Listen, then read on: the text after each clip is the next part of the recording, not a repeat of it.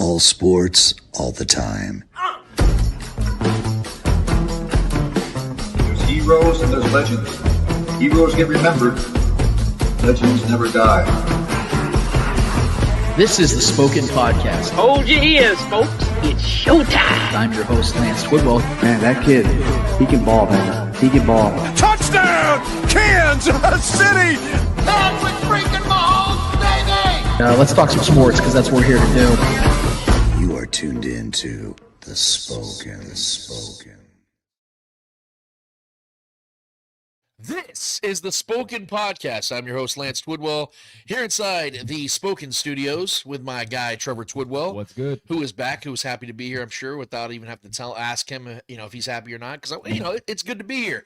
We're so happy to be with you and for you to be with us, whether you're live streaming or podcasting. We want to thank you so much for taking the time to be with us in this time, as we have one hell of a show for you guys today. I hope you guys are ready. Hope you guys are excited as much as we are, because God damn it, I'm ready for this show.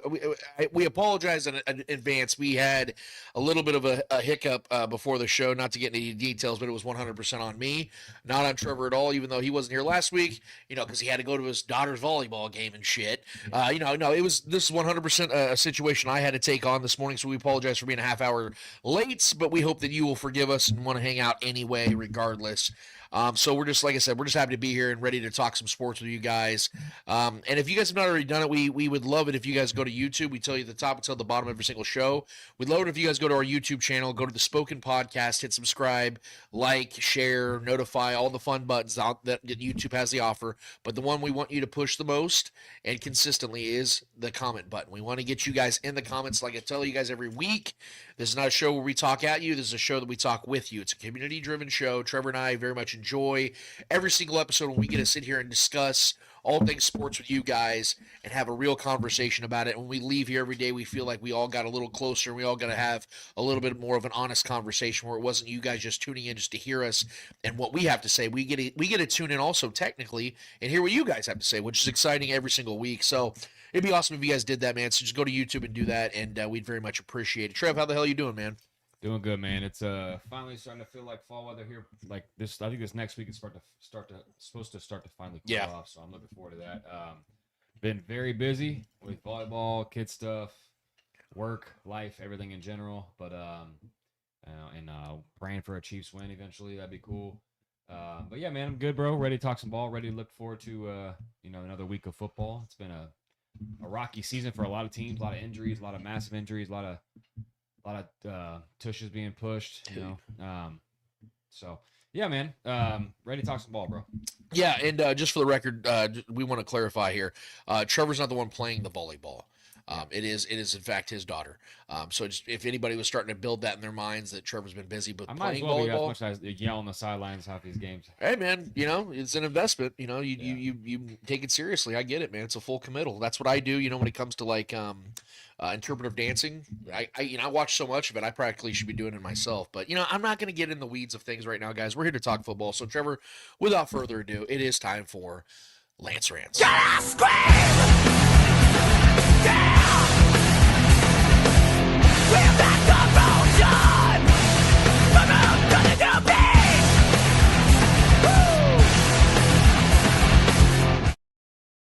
So the Chiefs have a problem here, and we're here to discuss it today.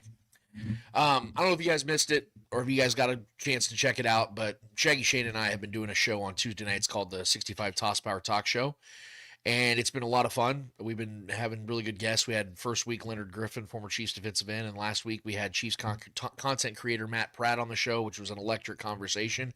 We had some in-depth conversations this week, and you guys know who I am, notorious for just giving it to you straight and not really apologizing for it ever, because it's what you guys deserve is authenticity and truth.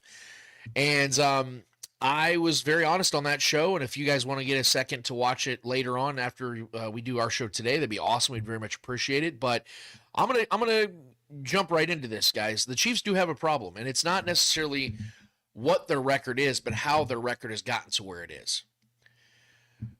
Everyone's panicking and freaking out, and I'm going to alleviate some of that today for you guys, for those that are freaking out and thinking the season's over or they're doomed or they're just not good enough, because in my opinion, that's all bullshit. And I think that if you look in your heart of hearts, you'll agree with me on that, because both games this season have been lost by the Chiefs. I want to make sure and put that in the ether. I'm not saying that the Chargers didn't earn their victory, because they did. I'm not saying the Eagles didn't earn their victory, because they did. But both games, the Chiefs had golden opportunities to win both games, and they squandered both opportunities. Now, it takes a team to win and lose games. I know that you guys are going to put that in the comments. People have been saying that to me all week on social media. I understand that. But you have star players for a reason, to make the plays that need to be made in the biggest moments in the biggest games. And for many years now, that has been the case for the Chiefs. They've been able to rely on their star players to make those big plays. Sometimes not even the star players. Sometimes their average players. I mean, shit. McCole Hardman made the game Super Bowl winning touchdown catch against the San Francisco 49ers just 2 years ago. Damian Williams had absolute tears in the postseason. Sammy Watkins, big performances in the postseason. We've seen guys that are not stars even do it. So even more so, the emphasis on your star players is for them to get that done. And that's the problem with the situation. Yes, the Chiefs are missing their two best wide receivers, and unfortunately it looks like the Chiefs are going to be without Xavier Worthy again this week, per Adam Schefter, against the Giants. We'll talk more about that matchup in just a little bit. We got a big preview for you guys. The Chiefs are without their two best receivers. That's the biggest issue the Chiefs are dealing with. But when it comes to the guys that are on the field, when it comes to the guys that are out there that are paid to make the plays, that's where they're coming up short. And I have a 1-20-second clip for you guys right here that explains to you why the Chiefs are 0-2 as opposed to 2-0. Let's play it.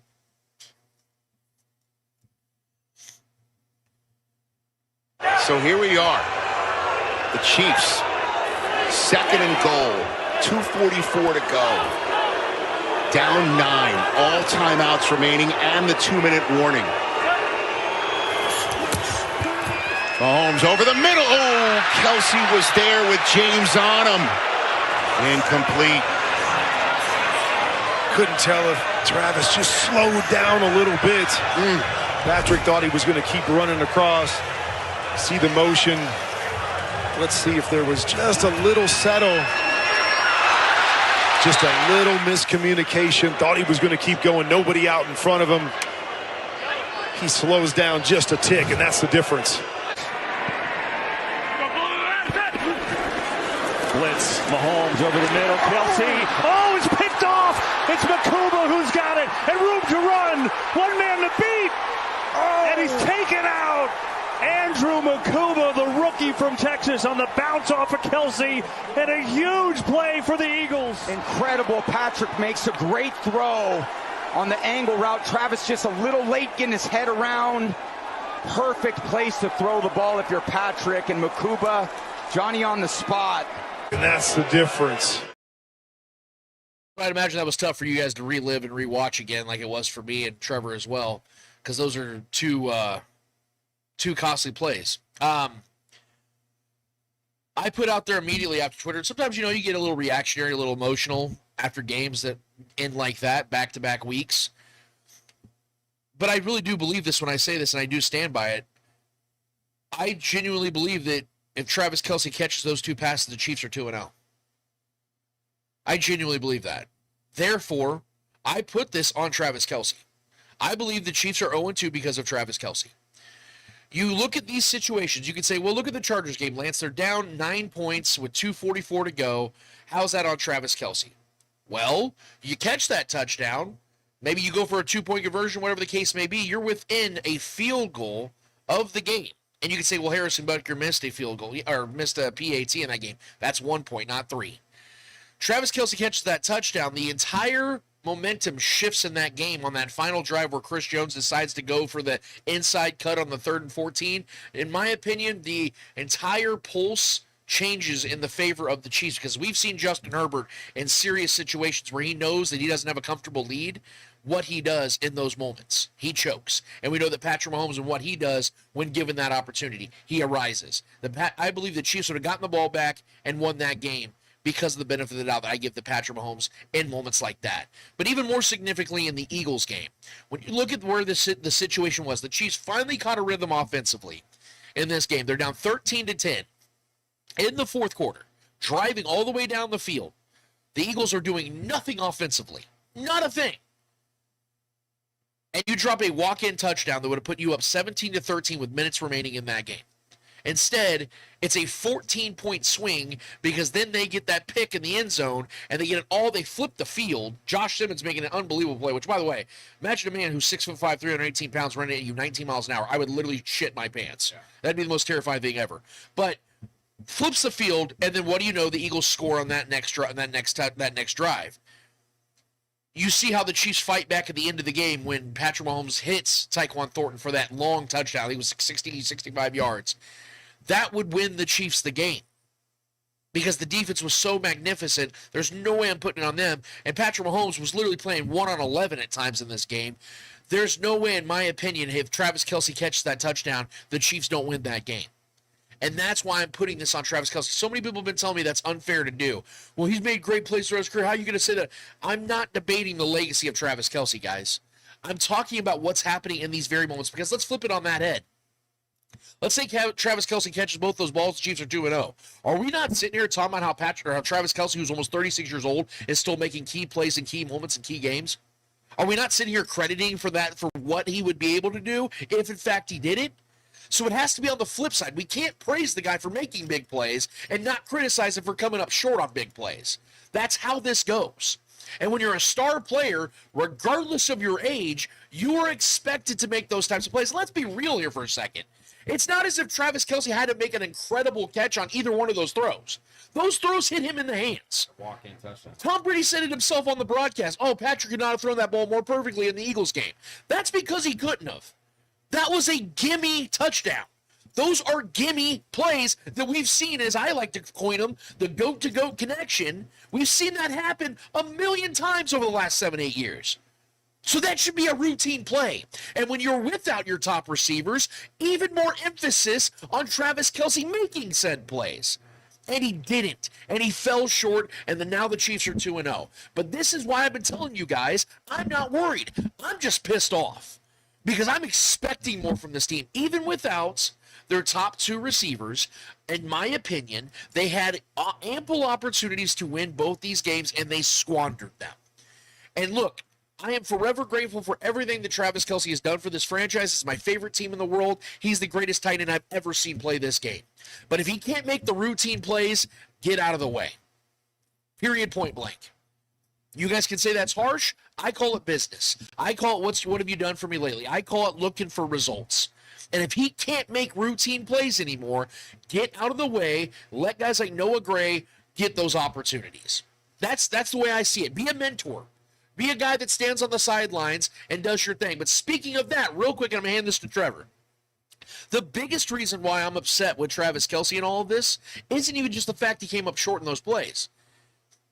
When you're a leader on a team, a vocal leader at that, a guy that outwardly, boisterously, emotionally wears your heart on your sleeve and is a leader by fervor, vigor, and boisterousness, the outward passion and zeal that Travis Kelce ensues every single game, every single time he gets a chance. When you're headbutting Juwan Taylor on the field against the Chargers, when you're throwing your helmet on the sideline and say, I'm sick of this shit, when Patrick Mahomes has to go out there and play N1 mixtapes against the Eagles defense, and then you do these things?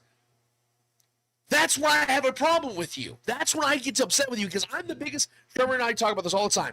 I never have an issue with the dude who's cocky, who's arrogant, or talks that shit and can back it up.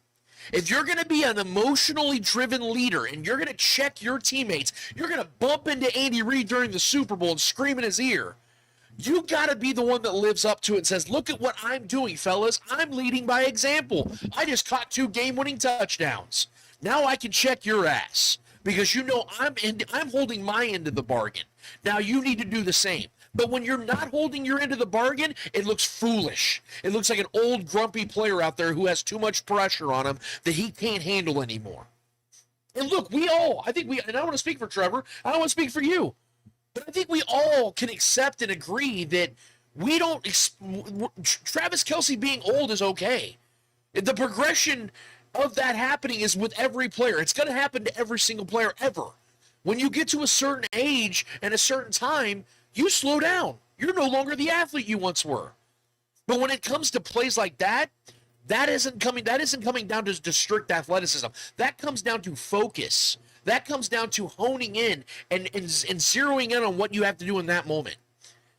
And not being so driven by making sure everyone else is in line. Keep yourself in line. So I know it's easy for me to sit here and play armchair quarterback, or in this case, armchair tight end. But I think if you actually look at these situations, see how these two games have played out, and then look at those two touchdowns and the difference between those two plays, I think you guys would agree that the Chiefs would be sitting in a much different situation right now, being up 2-0 in the division, being up 2-0 in the conference, and the narrative would be much different moving forward, and how the Chiefs would not have to fight against the Giants team on Sunday Night Football just to get in the win column. Trevor, what are your thoughts? Yeah, I mean, the context of the situation is shitty because, it's not like he had one drop that cost us a game, week 3, and then like 7 weeks later, week 10, 11, he has another one that costs us pretty big. This is the first 2 weeks of the season, and now we're starting in an 0-2 hole. Right. And he is supposed to be the guy, at least for now, with Xavier. And on top of that, him being the guy that took Xavier out, it's just, it's been a really rough a start as I've seen for Travis KELCE in any season. That's saying a lot because the dude's had his issues in the league at times. And this is my favorite player. This is my guy. But it's true, man. Like he if anybody knows it, if we were sitting here talking about it, that dude deep down, the fiery competitor that he is being extremely hard on himself right now. Oh yeah, that, and it's got to eat him alive. And I fully expect Travis to bounce back and make up for the blunders of these last 2 weeks, because we've seen him do that throughout his entire career. Well, we've seen him bounce back from mistakes and things like that. He's had these issues before, with important drops. It's happened through his career. Not all the time, but at times, and he's definitely bounced back. So I fully expect that. But at the same time, man, this is not the time for him to be dropping the ball, literally and figuratively, and then be the guy that wants to bump into his players, like you said, and chew people out and try to rah everybody around, and then you're the one that's at the end looking like an ass. Right. So, yeah, man, it was tough to watch. These past 2 weeks, tough to watch Travis drop basically the same play in the same spot of the field to basically have the best chance to win those 2 games that were very winnable. And I feel bad for our defense too, man. Our defense played really, really well last week. Good enough to win that game for sure. Pat was doing everything he could, dancing around, trying to make mountains out of molehills and try to polish this turd of this offense right now. Down our 2 number 1 receiving, the most dynamic players in this offense. Pacheco isn't doing anything. This running game has been suffering. We're depending on Kareem Hunt to be our snaps leader in the running back room. That's unacceptable. Yeah. A lot of things. So there's a lot of blame to go around, but I will say the guy that's been the most consistent throughout his career with Patrick Mahomes and the connection those 2 guys have had, and it's been relied upon heavily through their careers, and it's almost always delivered. And now we got 2 straight weeks of that not delivering and simple plays being dropped by a Hall of Fame player. It's unacceptable, man. It really, really is unacceptable, and he knows that. If anybody knows that, he knows that. That's going to burn a fire in him deep down. We just got to get back to playing good football, man. Good, consistent football. Travis KELCE just got to hit that jug machine. I don't care, veteran or not. Get those fucking hands warmed up and ready to go for a game, man, because that's unacceptable, bro. Yep, couldn't agree more, man. And that's where there's an intention behind why I start the show off with this, because you present the problem and then you look for solutions. You don't just sit here and bitch about the problem. You don't sit here and say, well, this is how it is, and then just be done with it. There has to be a solution. So we are a solution-based show here, man. We're not here just to harp on the issues. We're here to talk about what do we think the Chiefs need to do to get better, to improve. Well, and what do we do from this point moving forward? Because this is uncharted territory for this duo. Right. This is the first time Patrick Mahomes at any point of his career has lost 3 games in a row. Right. College too. Right. So like this is something. This is a challenge. And listen, these moments always come. Tom Brady had first too. All the greats have first moments where they start worse than they did, or they're in a hole that they've never experienced before. This is what makes the greats great. Yep. How do you respond? How do you bounce back moving forward? How do you it starts with going and beating the Giants this week. Yeah. It starts with beating the team that you face the next week and the next week and next week, and being better every week. And I fully expect these guys to do it, especially Patrick Mahomes. He's been playing great, good enough to win these games. It's just unfortunate that the injuries, the suspension stuff, it's it's been a pain in the ass, man, because it feels like every offseason or something, like there's a massive challenge the Chiefs have to overcome, like every year. And we almost always seem to overcome it, at least getting to the dance and finding a way to get there. We just got to get our ducks in a row, man. The leaders got to be leaders. Travis has got to be Travis. And another thing too, like I think that hasn't been talked about enough is the play calling. Like if Travis isn't that dude anymore, listen, I know he's still got juice. He's still Travis Kelce to a degree, but I know we're down bodies, but maybe figure out something else. If that play failed the last week, why are we going right back to it? Maybe draw something else up to somebody else. You know, we got Height out there and a couple other guys. Noah Gray's a very viable tight end too. You know what I mean? Mix it up a little bit, you know, try to do something else. I don't know. Like, I feel like I'm not saying game plan away from Travis Kelce, but we might need to bring something else to the table, especially in the absence of our other two stars. Figure something else out. Yeah. Maybe get Brashard Smith involved. We've seen guys like that be dynamic in this Andy Reid offense. Like guys like Damian Williams and McKinnon. Yeah. It's a similar profile. Maybe figure something else out with him. I don't know. I want to see more from this offense instead of Pat having to figure every freaking play out. Right. You know what I mean? And then Travis Kelce have to be relied on it in his age. And that's where I'm at now, the solutions. I'm not sitting here now just harping on the issues. We know what the issues are.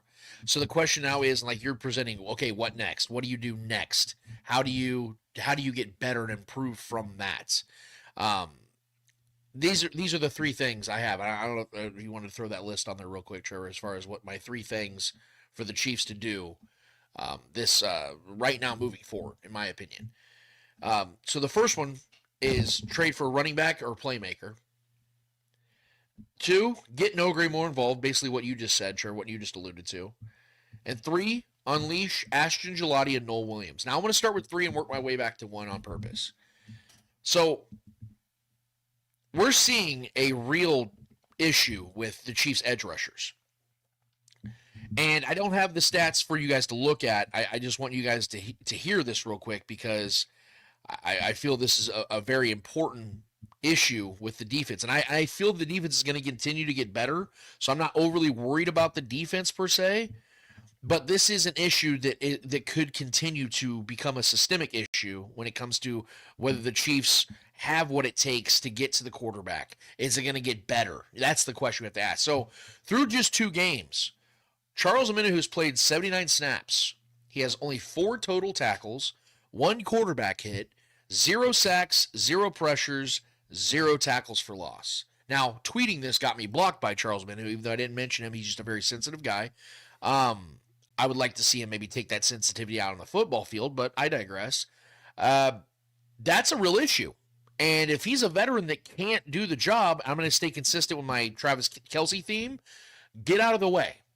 Because Ashton Ghouliadi has shown a lot of promise already. The kid already has 4 quarterback pressures, and he's played a very limited amount of snaps.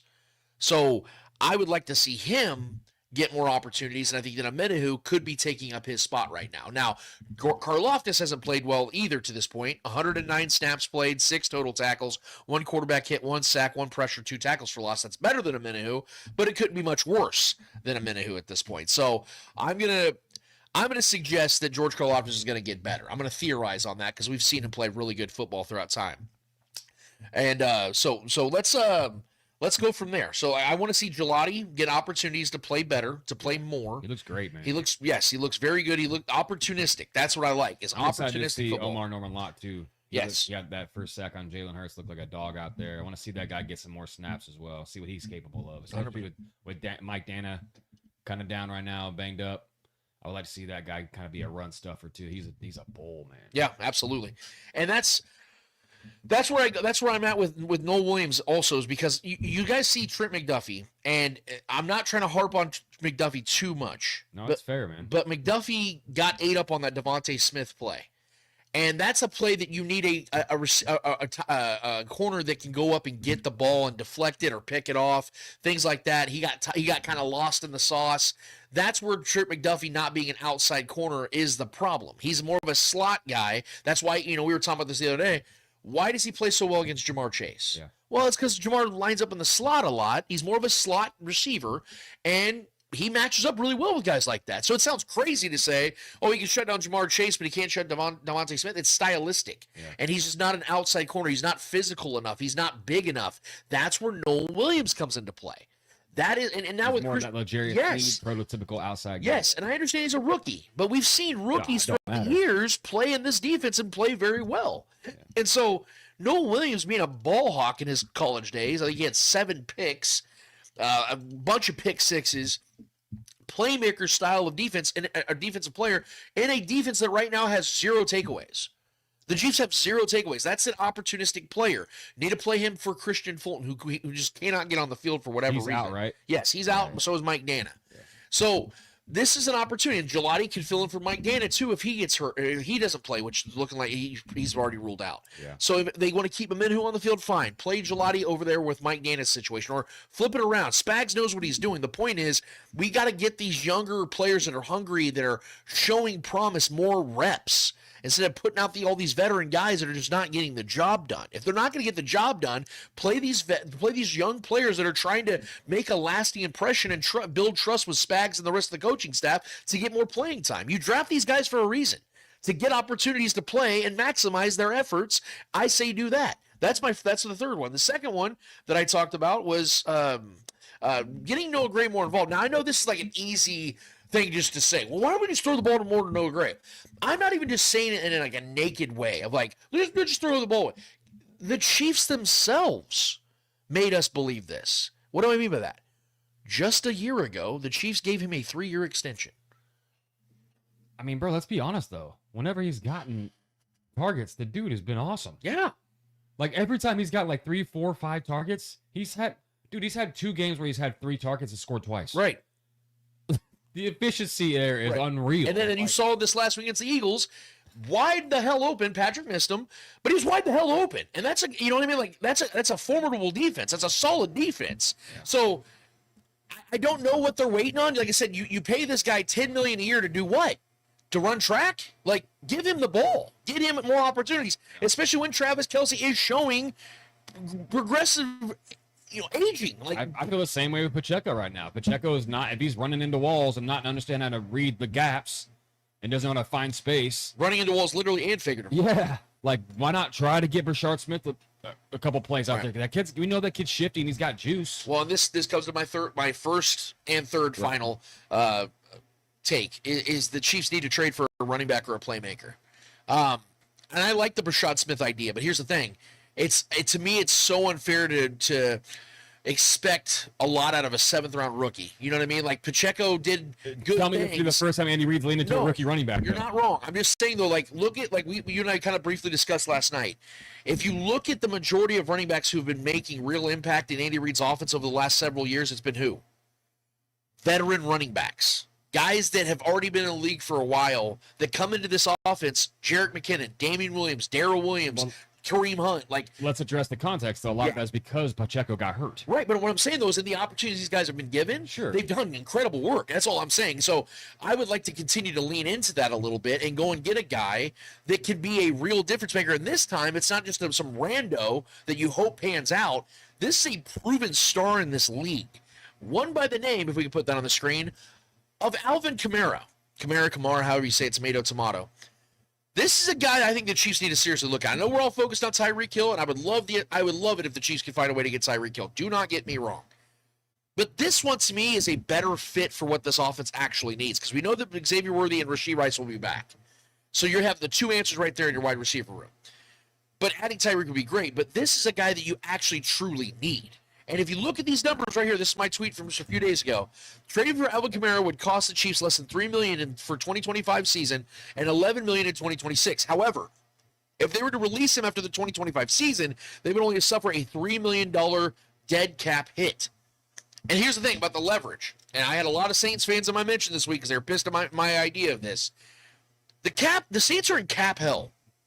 They are in absolute cap hell. They still have one of the oldest rosters and one of the most expensive rosters and dead cap money in the entire league. They're going to have to start shedding that. The best way you can rebuild your roster while also rebuilding your cap is doing what? Trading off older, more valuable / expensive assets. I understand that Alvin Kamara is the star of the Saints, the face of that franchise, but they're going nowhere fast. Why would a franchise like that hold on to a 30-year-old running back who's going to be owed $18 million against their books next year? That doesn't make sense. Yeah. They've ended up having to cut him anyway. So why don't you get something out of him? Why don't you get a 4th and a 7th round pick out of a Alvin Kamara trade? You move him out of the conference and just to get him out as far away from you as possible, and the thought of him being a threat on a contender here in the NFC for the next couple of years. You get him in an offense, you get him on a team where he can actually win, because he's never won a damn thing in his career. This would be his one true opportunity. I know people say, well, Kamara doesn't want to leave New Orleans. He said he wants to stay there. That is all true. I believe that. But this is a business. And if Kamara sees an opportunity where he could play and actually play in the playoffs and get an opportunity to play in real big, meaningful games before his career's over, I would imagine that'd be something that would be a little bit attractive to him. Furthermore, the Saints and the Chiefs look at this as even more of a business move, because the Saints, like I just said about their money situation, would probably want to get out of that situation, whereas the Chiefs are desperately looking for running back opportunities, looking for a guy that can come in here and be a difference maker. I know people are talking about 𝚂𝙾𝙾𝙺. 𝚂𝙿𝙾𝙺's going nowhere.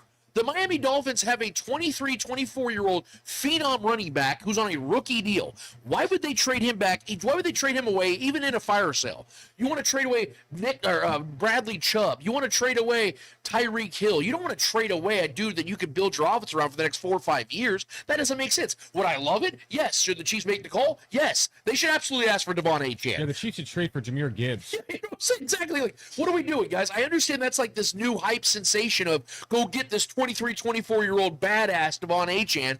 That would be great for the Chiefs. That'd be terrible for the Dolphins. That makes no sense for the Dolphins. Unless the Chiefs were stupid enough to give like a first-round pick for him. Yeah. That would be the only thing that the Dolphins look at that and go, oh, yeah, we'll take that. But I would never do that. Trade a million years. Yeah.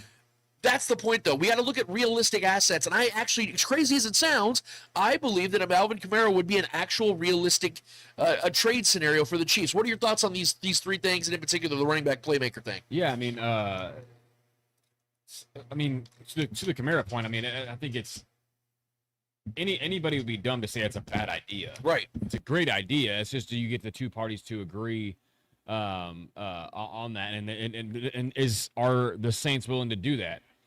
It's in theory and in thought, yeah, man, it makes all the sense to me. And I'm a big Kamara fan. I think we all have been. Anybody who likes football loves what Alvin Kamara can do for anybody's team. That's a guy any team could use. You know, he's a big guy. He's a great receiving back, one of the best receiving backs of his generation.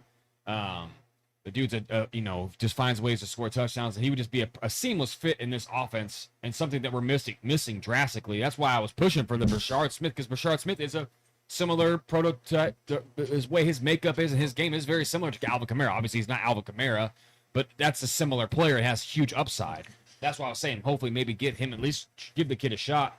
But trading for, an all-time guy like this in his generation, Alvin Kamara, one of the most productive running backs of his time, yeah, I'm on board. Of course I am. Our guy Max Wasson put in the chat, he said, my big contention with Kamara is age. Feels like we may only get 1 good year of him. I would prefer if we go after younger options like Hall and Achane. See, but here's the issue, Max. Yeah. Why would the Jets and Dolphins give up on those running backs? They're still so young on rookie deals. And I know that, and here's the other thing, and we want to talk about that if the Chiefs were to trade for Breece Hall, let's say the Jets were down for it, are you guys willing to pay Breece Hall a next contract? Because the dude's got serious injury history. Are you willing to pay him a 3-year, $28 million deal, $30 million deal? For Kamara this season. That's what I'm saying. And in regards to the age thing, guys, let's just play some stuff back, just of recent times. When the Chiefs had their best offense of the last 3 years, when was that, Trevor? What was the best offense they've had over the last 3 seasons? The Chiefs? Yes. What season? 2021? 2022, right? 2022, yeah. When Patrick Mahomes won his last MVP, and they led the league in touchdowns and scoring and explosive plays, and won the MVP, won Super Bowl, all that fun shit. Yeah. Who was the guy that led them in touchdowns, receiving touchdowns? Jerick McKinnon. Oh, Jeremy. I was going to say Damon Williams for some reason, but yeah. Jerick McKinnon. Yeah. A 29-year-old backup running back. He scored 6 touchdowns in like 3 weeks. That was wild, bro. 9 touchdowns. Yeah. Okay? Guys, Alvin Kamara is significantly better than Jerick McKinnon. It's not even remotely close. And they actually play a similar style of football. But Kamara is like the steroid version of Jerick McKinnon. And Jerick McKinnon, again, played at such a high level for the Chiefs into his 30s. And he was an injury-prone player his whole career. This is a dude that literally had his abdomen removed off of his body from an injury. Yeah, and think about that, guys. And this dude was out here balling for the Chiefs. So what makes you think that a 30-year-old Kamara couldn't come in here and for one season do what needs to be done for the Chiefs to get over the schneid and win another Super Bowl? I understand it's a risk, but you know what is a bigger risk? Not doing shit about your running back room and just saying, let's just make do. That's not what Super Bowl teams do. You make necessary decisions that put your team in the best position to win games. I mean, my question to people that are opposing this, I mean, obviously Saints fans are opposing this. Yeah, of course. He's like the only player right now that's really keeping asses in the seats of those games. The Chiefs obviously need to change right now. And I know we're missing our 2 stud receivers. I know that. But we need help. We need to figure something out. This isn't good. This is bad vibes right now. Our star tight end, who's always been consistent, is not consistent and has now cost us 2 games. That's not good. So the morale of this team is down. The talent pool of this team is extremely low right now in playmaking ability. What's your case for doing anything else outside of maybe trying to target another running back? Obviously, we need a playmaker. So we know we have star receivers looming in the mist, ready to return. That's going to help a whole lot. Running game is still a problem. The running game is going to be a problem even when Rashee Rice is back, because Pacheco is not it right now, bro. He hasn't been the same since he broke his leg, and he's had one decent year under his belt. And he's been good in the postseason. I'll give him that. But as a consistent runner of the football, he's been a very inefficient runner. And we just got to call a spade a spade. It is what it is. I like Pacheco. I like his drive. But if you're not putting it on the field and we're not getting the film, dude, like, it is what it is. We need something else. So for me, I'm right there with you. I'm more on the side of seeing what 𝚂𝙻 can bring. I know it's a young and unexperienced rookie, but we've seen Andy Reid give Kareem Hunt the chance. I know he's an earlier draft pick, higher capital. And we've seen him obviously give Pacheco the absolute reins and come out of camp and be the guy and still a grown man's job, all that narrative. So something's got to change. Either way, we need playmaking ability in the running game, because we cannot have Patrick Mahomes being he's like the 20th, or it's like the top 13 leading rusher in the league. Yeah, right now. pace for 1,000 rushing yards. Insane, bro.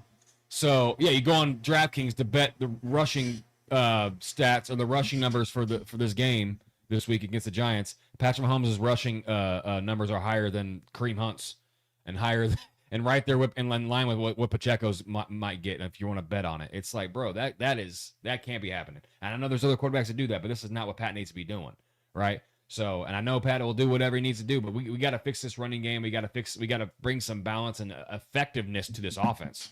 It's so scattered. It feels like you said, and one mixtape shit. Right. Now you're having to be his best hot sauce, in person. Yeah, it's just it's just not good. The film hasn't been good. Drops have been too consistent with Hollywood Brown week 1, Travis Kelce in both weeks, massive drops in both those games. So we got to figure something out, man. We got to make a move. I think a move does make sense, whether internally or like I said, shifting something internally, maybe giving 𝚂𝙻 or getting like a guy like Nico more reps, guys that have more juice. Because every time Nico touches the ball, the guy produces, man. So I know he's undersized, but like, something's got to change right now in the absence of our 2-star receivers and the presence of a 0 run game right now. Yeah. Like, I love Kareem. If we need a yard, one of the not many guys in the league I would trust to go get a yard to get a first down in this league with Kareem Hunt. He's up there with the best in my opinion, short yardage backs. But we can't depend on Kareem Hunt to be a down by down bell cow running back. So we got to figure something out. Kamara makes the most sense, but in my opinion on your Noah Gray take as well, I'm right there with you. I like I've said before, every time Noah Gray gets opportunities, the dude is awesome. He scores touchdowns. He's a good route runner. He's good after the catch. Right. People don't realize how good he is after the catch. Really high IQ guy. Has played alongside KELCE. Knows how to beat the zone. Knows how to find the soft spots of the zone, just like KELCE does at this point. He's played alongside him a lot. Learned a lot. Getting him more involved makes so much sense to me. And then the Noel Williams and 𝚂𝙿𝙾𝙺 makes the most sense to me too, because you got to start leaning into your higher upside guys, your dogs. Noel Williams is an absolute dog, ball hawk, knows how to play the ball and stay with his receivers, not face guard his guys all the way through. He knows how to turn and play the ball, track the ball, and the guy's always in the right place at the right time. Is he gonna have mistakes? Of course, he's a rookie, so he's gonna have his hiccups. And then 𝚂𝙿𝙾𝙺 looks like an absolute world beater. The dude is just a menace. He has that motor similar to what I saw like when we first brought in George Karlaftis, a guy that just doesn't stop until the whistle's blown. You need more guys like that out there, and he's a guy that can go finish plays. And he's going to have opportunities. We just got to lean into it because we have some injuries right now, and we're going to need him. So, but yeah, I agree, man. Especially with Fulton being down, Noah Williams deserves every bit of opportunity here. Now, I want to get to the Chiefs and Giants because I know that's what you guys are probably looking forward to in this conversation outside of, getting, obviously, your guys' thoughts and opinions, which we definitely are going to get to. I want to get to your guys' questions. So if you guys have questions, go ahead and drop them in the chat now. But, yeah, the thing about the Giants, man, is through 2 games, I feel like they've already told us so much about who they are. And yet we still don't know who they are because they've shown us 2 polar opposite performances from week 1 to week 2. I mean, they literally did not score a touchdown against the Commanders in week 1 and then go and drop 37 in Dallas and in a lot of ways should have probably won that game. It's hard to predict coming into this matchup which Giants offense is going to show up. Yeah. And it's an unpredictable situation the Chiefs have on because here's the also thing, and then the crazy part about it is along with the fact the Chiefs defense has shown us 2 polar opposite performances from week 1 to week 2 as well, allowing 27 points and the Chargers damn near converting every third down to looking completely like 2023 all over again against the Eagles last week at home, giving up only 216 total yards of offense. Jalen Hurts could not do anything. I think their best throw of the day was when Nick Sirianni threw his challenge flag. Like that was like all that we saw from their whole passing game. So which team will repeat their top performance of the season so far? That's the question I think we have to ask here. And the Giants, I don't think anyone's going to call me crazy for saying that it's more likely going to be the Chiefs in this matchup because they're the ones that are coming into this matchup with the benefit of the doubt. And sure, the Chiefs have never been, have not been who they normally are to start this season. And that we've seen them get, continue to, like you said earlier, rise above things because of the quarterback they have and him just being able to make up for so many different issues they have every single season. And I think that can and will ultimately continue this year. There's not a single team better when put in a corner. Yeah, 100%. Than the Chiefs. 100%, dude. 10 years. And I get that a lot of panic, again, has ensued over the last couple of weeks. But as I've said before, and I'll say it again, the Chiefs have been down and the whole entire world has doubted them and thrown dirt on them, and we've seen them rise to the occasion, continuing along the winning streak, going on these huge winning streaks, as our guy Clay Windler calls them, the Reedy and runs, and get right back to hosting or at least playing in the AFC Championship every season for the last 7 seasons. And I think that 8th consecutive AFC Championship and 4th consecutive Super Bowl appearance begins this Sunday night. For the Chiefs, they're getting healthier, and, now we know that Xavier Worthy is not playing this week, but he has been practicing, which is a great sign. He's been out there. He's been working with the guys. So I think almost 100% certain he'll play in the Ravens game next week. But we're seeing Jalen Wills get back, hopeful for the Chiefs wide receiver room. Need that. I'm also excited, like I said, to see Jalen Wills and what he can bring to the table. I'm not expecting a lot for the 4th-round rookie, but anything you get from him is a bonus, and if we know anything about this Chiefs offense right now, a bonus could really help, and it would not hurt anything. I'm very confident, though, that the Chiefs defense is going to play just as good, if not better, than they did against the Eagles, against the Giants this week, not only because of the past matchups and experiences against Russell Wilson and how much the Chiefs have been able to dominate him more times than they haven't, but it's also the fact that we know that this Chiefs defense hasn't been known to give up big plays on a normal occasion. If we're being honest here, that's what Russell Wilson relies on, the moon ball. And if you look at last week's game, this is insane to me, dude. Russell Wilson had 7 completions of at least 25 yards. The game was nuts, bro. That was a career high, by the way, for him. Yeah. He threw, dude, I couldn't believe this. He threw for 316 air yards. Yeah. Almost 500 passing yards. Like, you guys know I hope you guys know what air yards is, so please don't think I'm being, condescending by asking that. But literally that means from the time he releases the ball to where the ball is caught. That's how many air yards he had. Not caught the ball 5 yards, went 25 and running. No. Point A to point B. That is nuts. That is the most by a team, ironically, since the Cowboys did it against the Giants in 2023. Do we actually expect that type of performance to repeat from Mr. Unlimited? And speaking of Unlimited, We have an unlimited amount of data that shows how much different Wilson continues to be when he's in a clean pocket and when he's under pressure. This is from Chiefs beat reporter Matt McMullen. We want to throw that up there real quick, Trevor. The Russell Wilson under pressure. Gotcha. Look at the numbers when he's kept clean and under pressure. That is about as night and day as it gets. Now, I get it. The Chiefs, they haven't been able to put on pressure on guys. They haven't been able to do those things. Hasn't really looked good, right? This is a call to action. This is their opportunity, because this is also via from our producer, Clay Wendler, the New York Giants offensive line. Look at this. Would you look at it? Would you look at it? These are the projected Week 2 starters. And now, I'm not a big PFF guy, but I do think that when it comes to offensive linemen, there is some point of emphasis to look at, because there's no other real way to grade these guys. They don't have stats. The guys in the red are out. Yeah. Oh, shit. So you look at this. Look at that.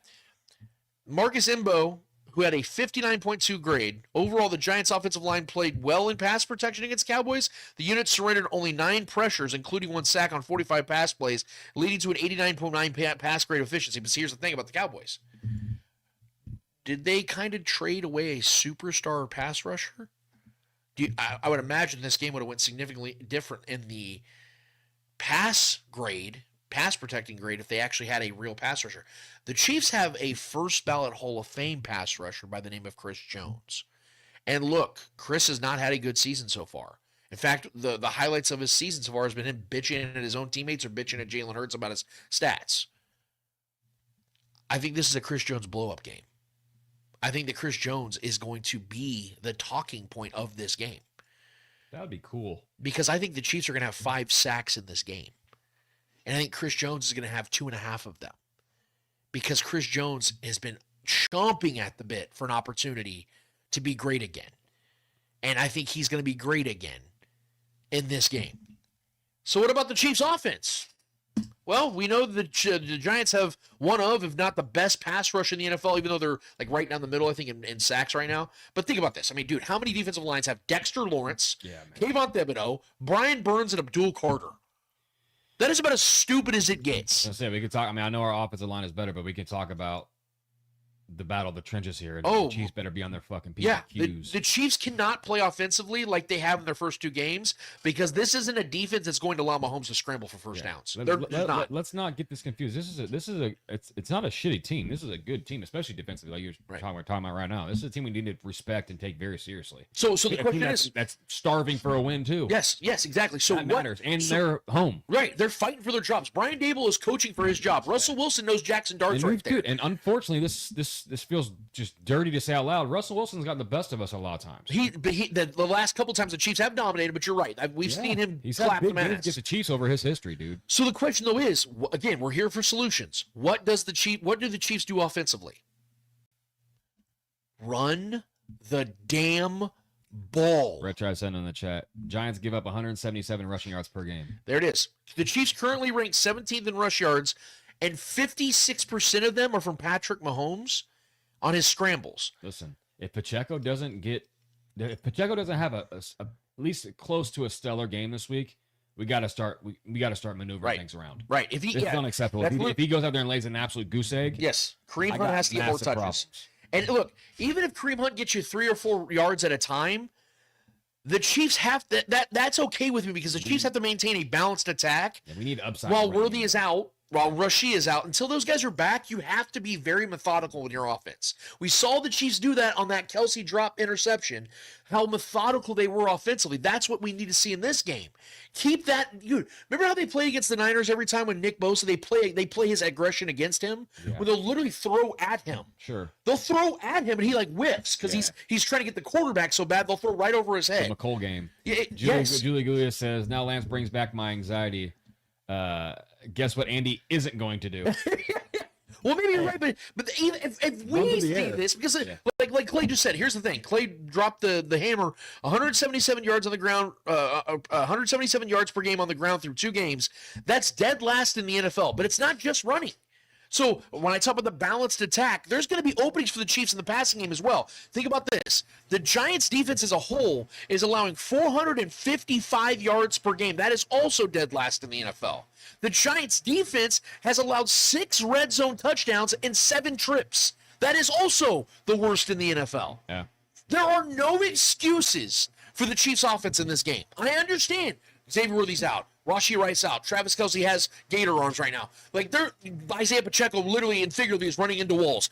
Those are real problems. Those are real issues. The Chiefs haven't been able to get to the quarterback on a normal level, except when Norman Lott rock bottom Jalen Hurts. That's the main thing I want to see in this game. Yeah. It's getting after Russell Wilson, actually getting sacks, finishing plays on the defensive side. Because if we're not having that and we're struggling offensively to get any kind of rhythm or any kind of explosive plays from anybody, that's a massive problem. Yes. We cannot have both those things happening simultaneously. Right. So you said Chris Jones, George fucking Karlaftis. You just got the bag, my guy. Yeah. Play hungry. We got to have that. We got to finish. We got to put Russ on his ass, bro. Get this guy benched. Get him benched. That's what I want to see. I want to see the Chiefs have him tucking it between his legs and going to take a seat on the bench and throwing dart out there as a sacrificial lamb. That's what I want. Because that would be the Giants literally throwing darts. You think about it, you know what I mean? Like, oh, well, we're out of ideas. We got to fucking throw our guy in. You know what I mean? So that's what I'm looking at in this game. This is the no excuse game. You look at the Chargers game, you're going, okay, Xavier really got knocked down 3 plays. Your whole game plan's knocked off. Defense is trying to gel because they got young guys in the cornerback room. Okay, week 2, shit. Yeah, there's Kelce dropped a horrific pass. He's not going to do that a lot. They just made a couple mistakes. Yeah, now the NFL decides to fucking care about the push after the Chiefs lose because of it. All that shit. This one's no excuse. This is a team you need to beat. You have to beat. Not just for your season, but because that's how this works.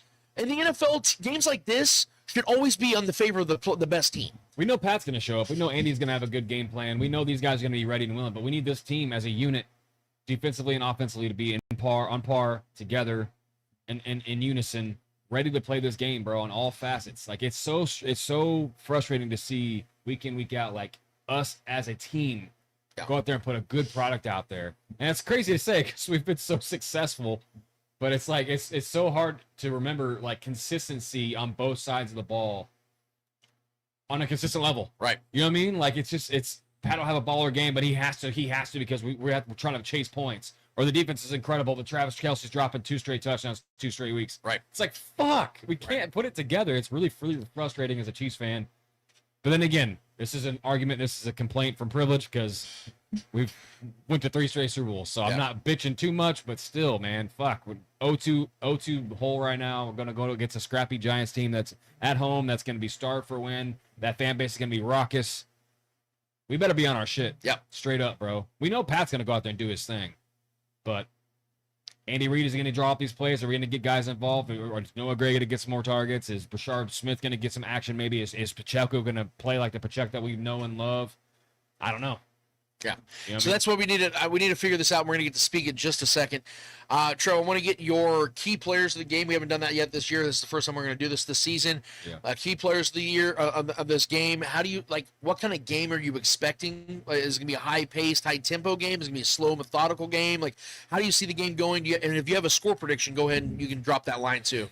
I'm going to say, man, I unfortunately this game's going to be close. I think it's going to be a slower, grinder kind of game. I think the Chiefs' defense looked really good, and I liked what I saw from our defense last week. I think both defenses get after each other. If I'm being honest, I know that the Giants have given up a lot of points. Granted, they just had one of the biggest shootouts of the year so far last week, so that kind of skews the numbers a little bit. How much yards and numbers? That game was just nuts. Yeah, that's not going to happen every week. So that skewed their numbers a lot there. So I'm going to say this: the Chiefs control the pace of this game a lot. But I think both teams, I think there's going to be a lot of field goals, unfortunately, in this game. But I think the Chiefs break the, 23 to like 18. I think it's going to be unfortunately close and just going to be some annoying plays. But I think the Chiefs get on par, or back on board and get the dub here. But my key player on the defense is actually going to be Omar Norman Lott. Like it. When given the opportunity, I think this guy's going to be awesome. I think he's an absolute dog, and he's the kind of guy that we need out there. Yeah. I know Chris Jones is going to probably do his thing too, but having a guy alongside him who has a kind of a similar mentality, just balls to the wall, just pick your gap and just go, and whoever's in front of you, just annihilate them. Right. He has that same kind of mentality, and I love that. And he kind of showed they put Jalen Hurts on his ass, sacked him like I've never seen Jalen Hurts get sacked. I've never seen him get hit like that. That was wild. Yeah. Jalen Hurts ain't a small dude, so seeing him get chokeslammed like that was pretty cool. I want to see more of that, right? So I want to see, this defense is missing that. Yeah. Just someone who's just dirty, nasty, just going to go run right through a motherfucker's face. That's the kind of guy I want to see. So Omar Norman Lott is my guy to watch. key player for this defense, this game. And then offensively, I'm gonna go Jalen Royals. I think he's gonna get his shot. He's gonna get a shot here, and I think he fits that role that they've been missing. And like I said, he's a very similar comp to Rashee Rice. I'm not saying he's gonna go out there and have 6 for 70 and a touch, but if he can go out there and get 4 catches for like 45 yards, maybe a score, or have a big first down conversion on a 3rd and long or something like that, that's big for me. That's baby steps. That's something for him to build upon, especially in the absence of Rashee Rice and Xavier Worthy at this point. So I think he's going to play. I think he's going to get an opportunity to go perform, and I liked what I've seen, and I've been big on him all offseason. And why not go in on him the first time he gets a chance to get out here and get some live action? So I'm going with Jalen Royals on the offensive side. Yep, and then we're looking at whenever I view a matchup, I always get like overly excited. I'm thinking of like the best case scenarios. I'm like, oh yeah, Patrick Mahomes, he's going to catch wind this week. The offense is going to click, and they're just going to score 30 plus this week. And then I'm brought down to reality every single week they're missing 2 of their best their 2 best receiving options. This offense has absolutely no rhythm right now. I need to be a little bit more realistic. And, like we just addressed the desperation of the Giants, Brian Daboll fighting for his job, coaching for his job, Russell Wilson's coaching or playing for his job. There's going to be I feel like this is going to be very similar to like the Dolphins-Bills game. And I know that was a divisional game, so I don't mean to like disrespect that one. I know there's a lot of bad blood there, and they know each other so well. But I think it's going to be a similar vibe where you can tell one team's just the better team, but the other team just does not give up. Like they're just going to keep fighting and keep fighting and keep fighting, and I think that's what's going to happen in this game. However, I'm with you. I think the Chiefs are going to control the tempo of this game because I think they're actually going to finally do what I know Andy Reid hates doing, run the ball, and it's running the damn ball. Yep. You can't look if you are a coach that knows what you're doing and is as great as I believe Andy Reid to be. Even you can't ignore the obvious that this is a matchup where you have to run the football. The Chiefs need to run the ball 25 plus times in this game. Yeah. And I'm not saying Patrick Mahomes scrambles. Look, that man just turned 30 this week. So keeping him in the pocket sounds pretty fucking ideal until at least the postseason. Let him go wild in the postseason. But right now, let's put some bubble wrap on him a little bit, some proverbial bubble wrap, and let him kind of, because he's got a little bit of a wrist injury. I don't want to see him accumulating injuries and getting banged up before the postseason even gets here. Don't make him scramble in this game is all I'm asking. Yeah. Let him, if he is going to scramble, it's going to be for extending pass plays where he, goes on a play action play where he's behind center, which would be great to see for once. He gets behind center, does a play action, rolls out, throws a 5-6 yard screen to Noah Gray or Travis Kelce or any of his receivers that are going to be available in this game. That's what I want to see. That's the kind of offense I want to see in this game. It's kind of a throwback 10 years ago type of offense that the Chiefs had when they used to run the ball a little bit more because Alex Smith's limitations. I know that sounds weird to say in a Mahomes offense, but given the nature of what he has to overcome right now with his limited weapons, that's the way you have to do this. And Pacheco has to step up or he needs to be benched, and then you got to see what Elijah Mitchell has, who's on the roster for whatever fucking reason at this point. He never plays. He never suits. Why is he on the roster? If he's on the roster, play him if Pacheco doesn't get better. Kareem Hunt's going to be a consistent asset. I'm not worried about him. And I do agree that Rashad Smith needs to be integrated in the offense slowly. I think he's just working his way up. My key players, it's the laziest take available, but it's the guys I truly believe need to be difference makers in this game. It is Chris Jones and it is Travis Kelce. Has to be those guys. It has to be those guys because those are the 2 guys that have let this team down the most. I've been dragging Travis Kelce all day, fairly so, and I'm not backing down from that. But Chris Jones deserves a lot of criticism as well.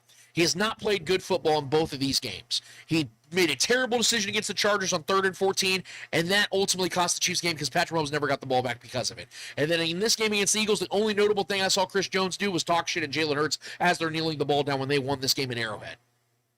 Chris Jones needs to have a game. I'm predicting it now. Chris Jones is having 2.5 sacks in this game. Chris Jones is going to be an absolute tyrant on the defensive side in this game because that's the kind of guy I believe him to be. And in an opportunity like this, when you're playing a banged-up / terrible offensive line on Sunday Night Football, sitting here fuming about it, pissed off you just got embarrassed again in a very, very, very winnable game again, you need to go out there and win this game for the defense. Be that captain. Be that guy that you know you are, that you have been your whole career. And on the offensive side, Travis Kelce needs to have a redemption arc. He needs a redemption arc because right now the dude's got the yips. Right now the dude is in his own head. I think I'm not, dude, I don't know the dude. But if I'm going to take a guess, I don't think it's the stardom that's caught up to him and all that stuff. The dude's been famous for years. And I know he's now at his peak, but I don't think it's that. I think it's because I think Travis Kelce knows deep down this is his final season in the NFL. And he knows that the league is moving on from him and the Chiefs are going to move on from him. And he's pressing because he wants to be such a contributor to this team, especially with Xavier Worthy and Rashee out. I really believe if those same two plays happen against the Chargers and Eagles, but Rashee Rice and Xavier Worthy on the field, and he was the one who's still getting the ball, he catches those passes. Because the pressure of him having to be the guy isn't there. He just gets to play free football. But that's also a call to Andy Reid to draw some other things up for other guys. 100%. Other guys involved. Man. But you know as well as I do. Immediately go depend on Kelce. 100% agree. You know what I mean? You and I have both said still this. Catch the goddamn ball. Still catch the goddamn ball. It's a good play. Still a good play. You're open. Jesus Christ, it's yes. You know what I mean? Like, and he's still. You talk about juice. You're mentioning juice. The word juice. I still see juice in Travis Kelce. Oh, that score in the Chargers game. He's not the same guy, obviously, that he was 3 years ago. Yeah. But that he doesn't have to be. Just catch the balls that are in your direction, and that's all you have to do. And so while Xavier Worthy and Rashee Rice are still on the shelf, just do the simple things, brother. When the ball's your way, and you know Patrick's always going to throw him the ball. Yeah. Just make the play. You don't have to do anything. Like when he's holding the fucking ball out here like this and fending off the defender. I didn't like that. Like what are you doing, buddy? You're not Deion like Sanders. That was stupid as fuck. Don't do stupid shit tonight or on Sunday night. Go out there, make a play, and I'm going to make a prediction. And if you're a betting person, bet this now. Travis Kelce anytime touchdown, and if you want to feel froggy, it's going to be a Chris Jones type of game for Travis Kelce. I think there's a chance Travis Kelce snags 2 touchdowns in this game. The biggest reason why, that's risky. What did I say, though, about the Giants defense? 6 of the 7 trips their defense has had in the red zone, they've given up touchdowns, right? We know that Travis Kelce has had 2 red zone opportunities to score touchdowns. In my opinion, as long as Xavier Worthy and Rashee Rice are not on the field, that's not going to change. Because at the end of the day, even with his mess up so far, the only guy in this offense that Patrick Mahomes probably ultimately trusts is the guy he has the longest tenure with, and that's Travis Kelce. So I think Travis Kelce is still going to get those targets in the red zone, and this time he's going to make those catches. And that pressure is going to start to lift off him a little bit because he also knows Worthy will be back next week and Rashee Rice will be back in 2. So that's why I think he's going to feel the way he feels in this game. Getting that swagger back. Yeah, I mean, I don't feel the need to force that, but I can definitely see, because like I said, Travis always bounces back. Rhythmic, he always bounces back. Get him, get that off his back. Yes. Get that chip off his shoulder right now because he's hard on himself. You know he's heavy. It's a heavy week preparing for this game. I love that you picked 2 veterans and I picked 2 rookies for our players. That is actually interesting. So like either way, it's a win if our guys are indeed the pivotal players, because that would be awesome to see 2 rookies be that impactful, and then it'd be awesome to see our 2 most important players outside of Patrick Mahomes actually get off this season. That'd be cool. So, but yeah, man, I think the best bet of this game is Harrison Butker's over on kick points. I think this is going to be a game where Harrison Butker gets like 10 kicking points, whether it's field goals and extra points. We'll score a couple tutties for sure, but I don't know if we'll score more than 2 touchdowns this game. I think there's going to be a lot of field goals in this game. We'll be trading that because I think it's going to get tight when we come in the red zone, because both these teams have struggled in the red zone. Yeah. You know what I mean? So I think we're going to settle. There's going to be a lot of settling for field goals early on, and we'll just be able to pull away in the end, in my opinion. I have us winning by 5. But yeah, I think Harrison Butker is going to kick the lights out because he hasn't really done too much this year outside of that one like real impressive week 1 kick, hurry up kick before the half. That was cool. But we haven't had to depend on him too much. We've been, you know what I mean? So I think this is a game where we just go out there, we control the tempo of this game and just get a dub, get back on the track. Right. You know, and just figure things out moving forward, get our guys healthy, be efficient in this game, run the ball, control the clock, let Pat do what he needs to do when the time comes. If we need to make a play, let Pat go make a play. We know he can. But just keep everybody safe. Go get this dub, man. Our guy, Red Tribe Cinema, did mention in the chat, Clay Windler said tight end Jake Ferguson for the Cowboys had 9 catches against the Giants. So, and again, though, to that point, that is very true. And I like Fergie. He's a good player. That was a game that was extremely high-paced. Yeah. There was everybody had like 8 targets on every team. That was a crazy game. I should contextualize what I'm expecting from Kelce in this game. Yeah. Just because I say that there's a chance I think he grabs 2 touchdowns, I think this is more of like remember that Raiders game a couple years ago where he had 4 touchdowns? Oh, yeah. But he had like 18 yards. I think it's more of a game like that. Horrible defense.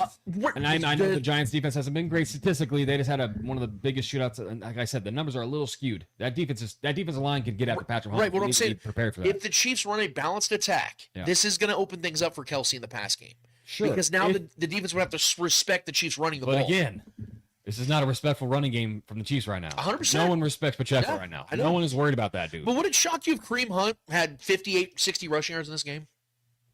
On how many attempts? That's like probably 13, he doesn't have that 14. breakaway speed. Let's say, okay, 14 rushes for 61 yards. Again, though, that's would that shock you? Us having to depend on on Kareem Hunt to maybe be a star for this game is but for one game. Problem. But for one game. Me maybe. Yeah. I actually don't mind Kareem in the passing game either. I think he's good in the passing game. So the reason I asked that is, okay, if Kareem, in my opinion, if Kareem was to have 60-plus rushing yards in this game on 14, 15 rush attempts, right? That means to me, just based on the nature of how that game would be going, Pacheco would get an additional 8 to 10 rushes, and he would probably add 25 to 35 rushes. You know what I'm saying? Like, make no mistake about it. This has to be a good game for Pacheco. Right. This has to be. Right. I love Kareem. Kareem is the better and more efficient back, in my opinion, and his numbers aren't even great right now. So this has to be a game for Pacheco to get back on track, because if he can't get back on track right now against the Giants in a must-win game when we're down 0-2, and we need somebody to go out there and make a play, and he falls flat again, we got a problem, dude. Yeah. Like, that's a massive problem moving forward. There's no longer can we trust him. Yeah. Like, and I want him to succeed, because when Pacheco's doing good and we're running the ball well, this offense is completely open up to do kind of whatever it wants. Right. So we have to find that, but Pacheco's got to find that gear and give us something, man. Whether it's like a big breakaway play for 50, 60-yard run or something like that, or a nice touchdown, or finishing in the red zone with just giving Pacheco the ball and trusting him to go punch it in, because we haven't had that yet. Yeah. So if we see that from him, that'd be great. We need to see that. But if he falls flat again this week, man, some things got to be changed. Yeah, I couldn't agree more. Because even our guy Shaggy Shane mentioned that in the chat. We get to his question and speak it. But so my final thought on this game, how I think it's going to go. I think the Chiefs will control this game. I think they will show they're the better team. I do think the Giants are going to fight throughout. They're not going to give up on either side of the football. I think this team still believes in Brian Daboll. I think that Brian Daboll knows that it's a results-oriented business, and he needs to show that his team still got his back and he's got theirs, and there's still unity there, and they haven't lost the locker room. So this is going to be a very highly contested fight. And I say that intentionally. This will be a very tough game for the Chiefs. This is not going to be a walk in the park by any means, and even though it's next to Central Park, this is going to be one of those games where they're going to have to make situational football a real thing, an efficient thing. They're going to have to go out there and in those tight moments make those plays defensively and offensively. Yeah. My prediction is the Chiefs are going to hold the Giants to 6 points until the end of the game. Okay, I like that. And I was going to say too, another thing we haven't actually talked about, like the most deadliest player maybe in this game right now is Malik Neighbors. Yes. And a guy that frightens me. But the best guy to go against him, because who is Malik Neighbors' comp coming into the league and who he's been? Jamar Chase. Right. A very similar player to Jamar Chase. Who's been maybe the best corner against Jamar Chase in one-on-ones? Trent McDuffie. Right. Right? So, and he plays primarily in the slot a lot, and they move him around out wide. He's an incredible receiver in this league for sure. But I'm not as worried about him in this game, actually, because I trust McDuffie to lock down guys like that. Because we've seen him do it to Jamar Chase, and Jamar Chase is obviously the superior player to Malik Neighbors. Malik Neighbors on his way, but we all know what Jamar Chase is. He's maybe the best receiver in football.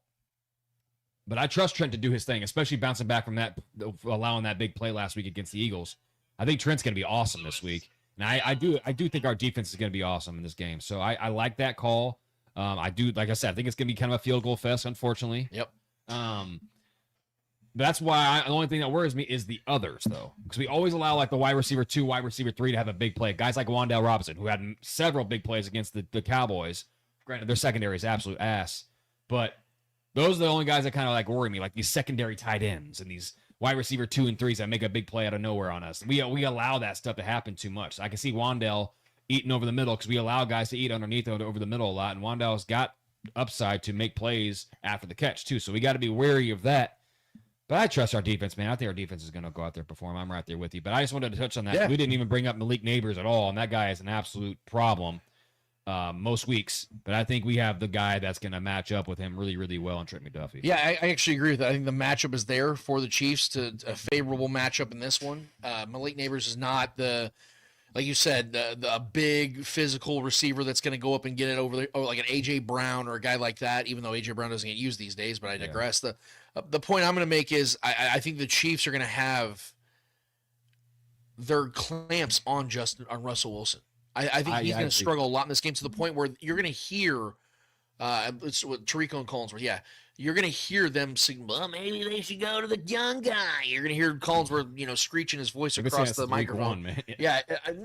Russell's been good. I'm just saying, though, I think the Chiefs I think they're going to be in the backfield a lot in this game, and it's going to almost make us feel like everything's fixed, but I think it might be because more of the Giants. We do need to be weary of guys like Tyrone Tracy, too, that are good at those little dump-off plays. He's effective, converted wide receiver, running back. That's the concerning part. I think the Giants might come out with this, the scripted drive of quick stripes, two-step drop, deliver, two-step drop, deliver. Bubble screens, too. Right. We allow those too many times. Guys like Tyrone Tracy can make you pay for that. Yeah, so I do think the Chiefs defense is going to play very, very well in this game. They're going to hold them to 2 field goals for about 3 quarters. I love that. I think, like I said, the running game is going to be good. I just need them to be moderately good. They don't need to be great. They don't need to go out there and have 170 rushing yards. Get me to get to 95 to 115 rushing yards. You can give me that. John Harrison. No, you're right. Our guy, John Harrison, agrees with you. He says last time Pacheco went home to Jersey, he had a good game. I think he said he got 40, 50 tickets for this game. This is the moment. Yes.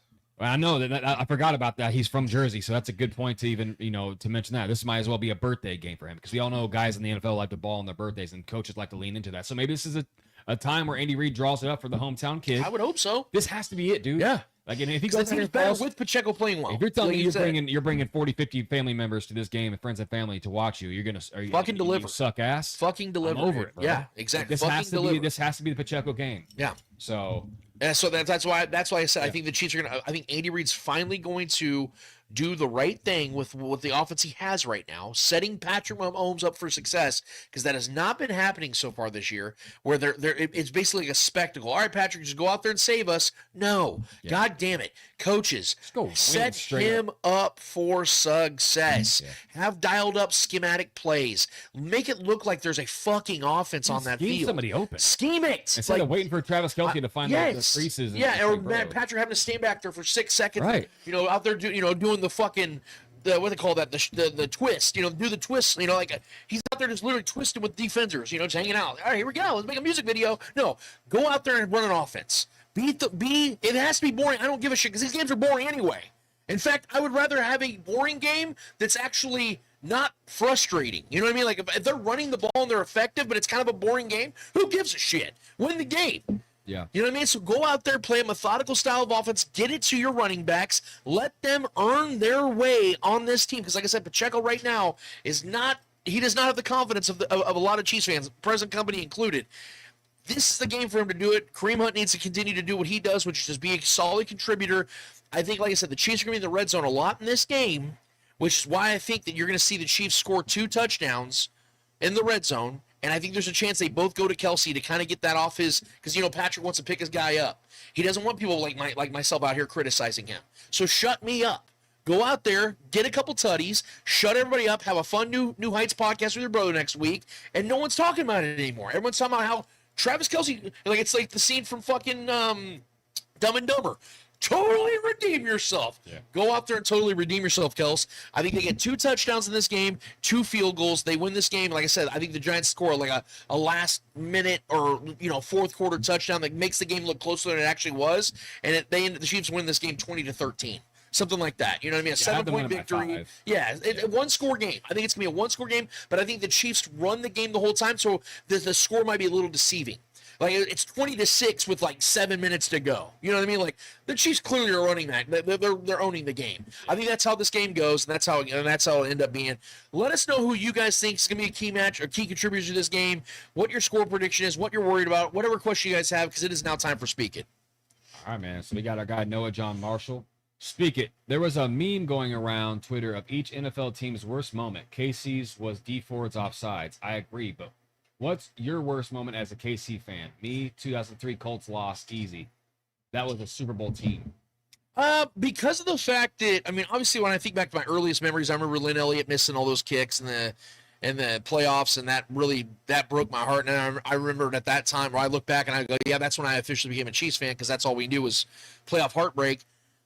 But I would say, honestly, and it's not to be a revisionist history, but it was probably the Bengals AFC Championship game, because the Chiefs were up 20-1-3 in that game, They just had that all-time great game against the Bills the week before. You know, where Patrick was just unbelievably phenomenal. You know what I mean? And the historics of that game, they called him the Grim Reaper. And you're starting to really feel like, dude, they're gonna get right back to the Super Bowl. Like, they got blown out last year against the Bucs. That sucks, but you're in the Super Bowl. Like, you know what I mean? Like, it's really hard to be depressed about being in the Super Bowl. You know what I mean? But you're right there. You're up 21-3 against a team that's been beating you. And it just, everything feels right. Like, everything's fixed. You know, you beat Josh Allen in this historic game, 13 seconds, Grim Reaper. Now you're going against the Bengals, up 21-3, and you found a way to lose that game. That was so disheartening. And there was so much, like, that offseason, remember, like, all the Eric Bieniemy stuff and just, like, a weird shit going on, and Eric Bieniemy leaves, and, you know what I mean? Like, that was a very disheartening game. So I would probably say that was the one for me. I'm going to, listen, growing up, there was a lot of just terrible ways we found ways to lose in playoffs and whatever. But I never had much high expectations. We were never, like, truly a Super Bowl caliber team until we, like, actually proved that, right? We had great moments with Alex Smith. We had great moments with Trent Green, good rosters, good O-lines, good defensive lines, so on and so forth. But we were never, like, consistently, like, a true contender, in my opinion. Like, we had hopes. We always had that hope, and that hope was always stripped away from us. But it was never the hopes were never the highest as they were for me as it was last year. Last year was the worst moment for me as a Chiefs fan in the Super Bowl. I know it's the Super Bowl. I know we lost. But what it meant to complete that, what the history would have been, we would have forever been the greatest dynasty of all time if we won that Super Bowl last year. And the way we lost, it was just the demoralizing way we lost, was heartbreaking for me, man. You know, what that would have meant to this city, absolutely just inking ourselves in the books as just unquestionably the best dynasty of all time. Right. Granted, I know teams have gone. That's a fair point. Teams have gone to 3 straight, but if we would have won, if we would have completed the objective to be the best team in NFL history, that moment was it. And we fell, and we got not only fell, we got our asses just, like I said, demoralized. Basically from the start, the game was just terrible from the start for the most part, man. And it got away from us.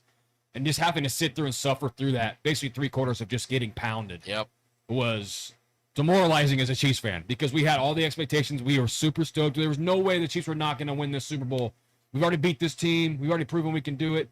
And we actually just got our cheeks clapped in that game. And it was so embarrassing. And here we are. Listen, here we are starting the season 0-2. Yeah. So, I mean, the impact of that game, I'm not saying that has the massive impact on why we're 0-2, but that was a shot to the heart, man. And, like, what that could have meant, if we won that Super Bowl, we could never win another one again. We could say we went to 3 in a row and won all 3. Yeah. That would have been, no one could have said shit ever again. No one would have been talking about, the Chiefs probably aren't going to win their division and make the playoffs. I wouldn't have given a fuck about any of that. Right. We just won 3 in a row, motherfucker. You know what I mean? So Scoreboard, that game meant so much to me, man. And losing that the way we did was the most heartbreaking, because the expectations were there. Yeah. Losing a playoff game with Alex Smith in a heartbreaking way, losing a playoff game with Trent Green in a heartbreaking way, that sucked. You know, the no field or the no punt game, all that shit, all those things, they all hurt. That one hurt the most for me last year. That was a very long offseason.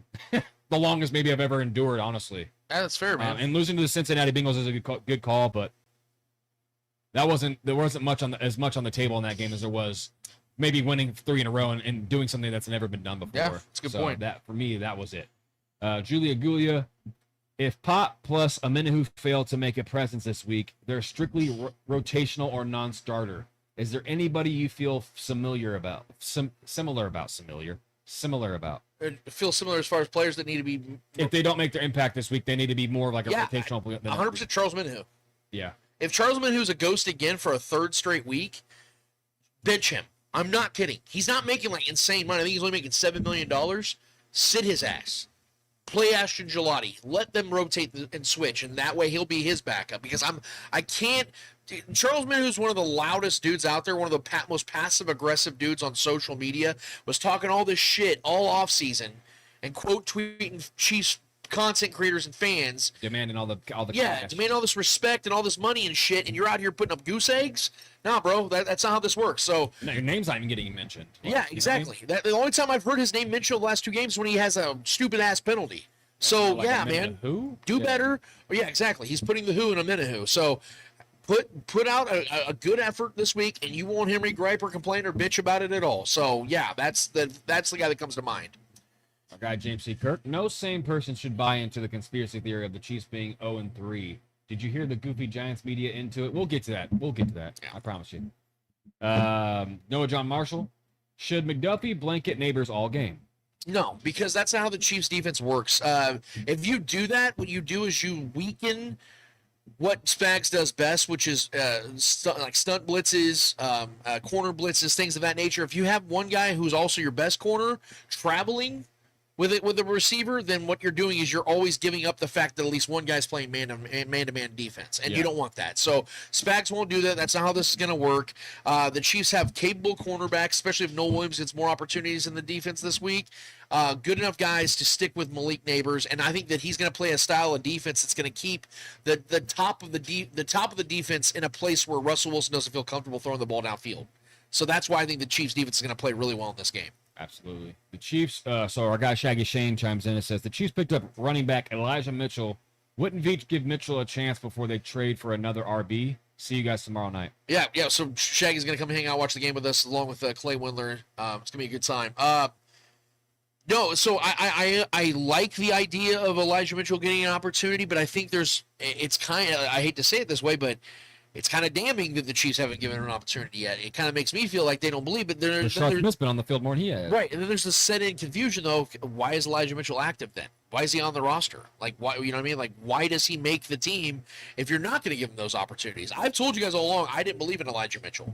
I thought this was just a a guy that was just going to come in here and work out for the Chiefs and then end up signing with the Browns or something. Like, that. I don't understand why he's on the roster if you're not going to play him. And if you're going to play him, give him opportunities, because right now this is one of the worst running back rooms in the league. Yeah, I agree, and I'm with you, Shaggy. I think that's why I kind of like preface Lance's point about Kamara. Like, yeah, it'd be cool and it'd be an electric signing for sure, but I mean, maybe try to do an internal maneuver before you reach out and try to do something from the outside in. But then the question has to be asked: in your opinion, do you actually think Elijah Mitchell is going to be a difference maker in this offense? I'm on the side of Rashard Smith having more of a shot to be a difference maker, but neither one of them really move the needle for me that much. Right. But I am a believer in Rashard Smith, though. I do think that kid could be really good. And just having a dynamic playmaker right now is so important, because we haven't really had many of those right now. So our guy Mac 10 on YouTube, speak it. Other than Kamara, is there another running back that the Chiefs could trade for that for at the deadline, or should they maybe trade for some DB depth or pick up Gilmore off the street? I think if they're going to try to trade a DB or trade for a DB, it's going to be a lot more expensive from a draft asset side, and it's probably going to be a guy they'd have to pay long term. So I don't expect that.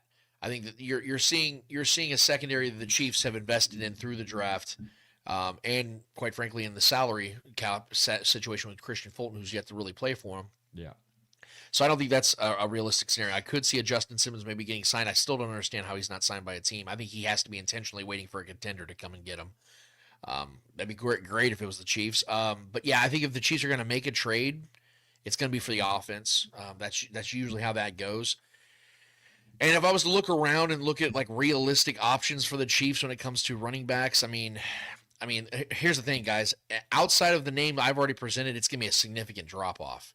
I don't think there's going to be some star running back out there that is in a scenario like Alvin Kamara that is on a really bad team that the Chiefs can just go and get for a day 3 pick. I just don't see those scenarios. Not to dodge the question, but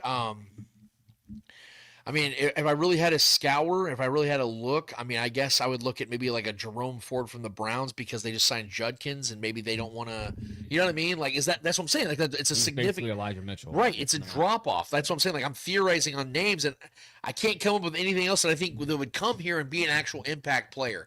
So not to dodge the question, I actually am answering it directly. I just don't know if there's anybody else out there they can get that would be an impact player. Yeah, I mean, if they're gonna trade for somebody on the outside, bring somebody in to leapfrog Isaiah Pacheco, a multi Super Bowl winning running back that's been a part of this team, knows this offense. Granted, I don't think he's playing well at all right now. But if we're gonna go and bring in someone in from the outside to leapfrog him on this roster, give him a chance to be the starting running back for this team, it's gonna be somebody who's like good.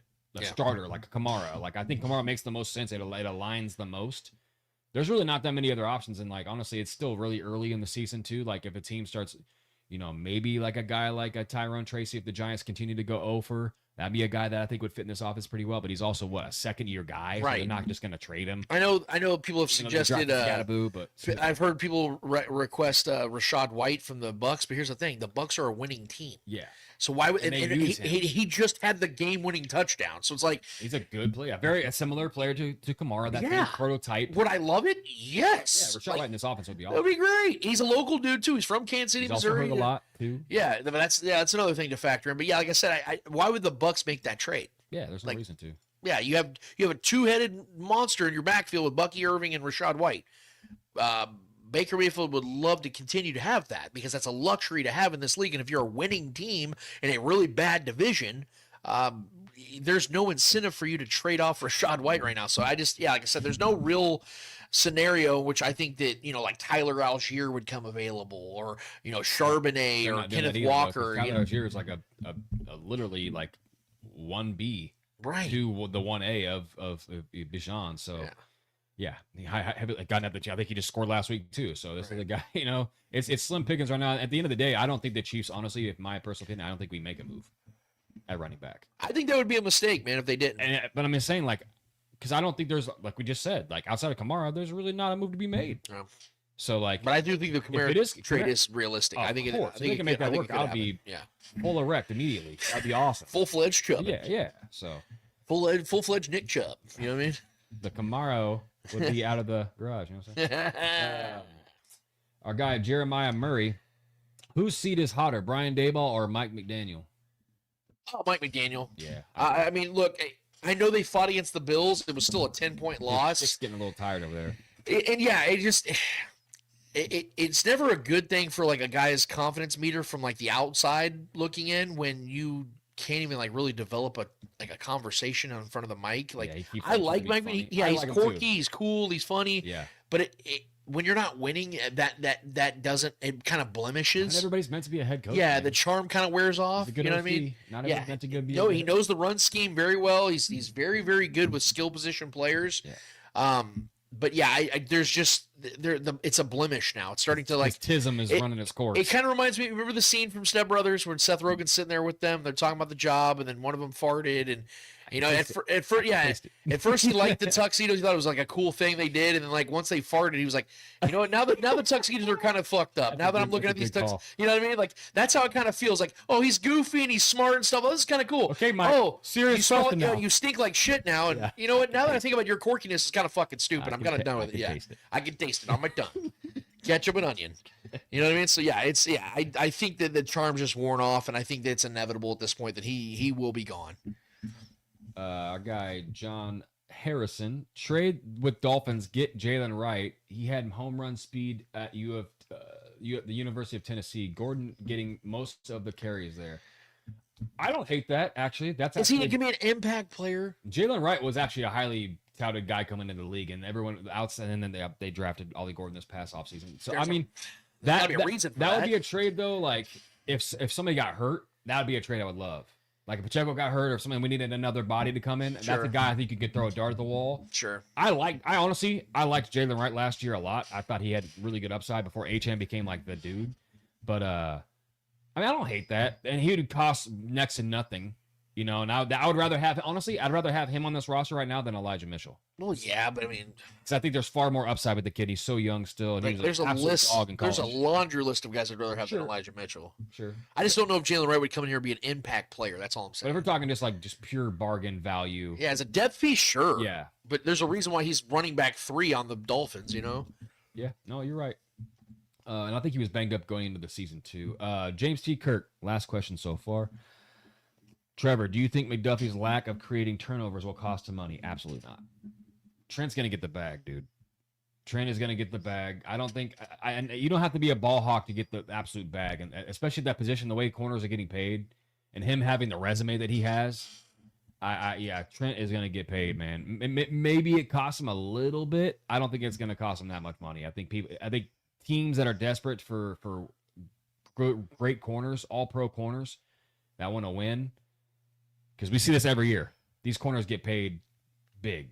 We've seen that this year. There were several corners getting paid big-time money that aren't even better than Trent McDuffie. Trent is going to get the freaking bag, bro.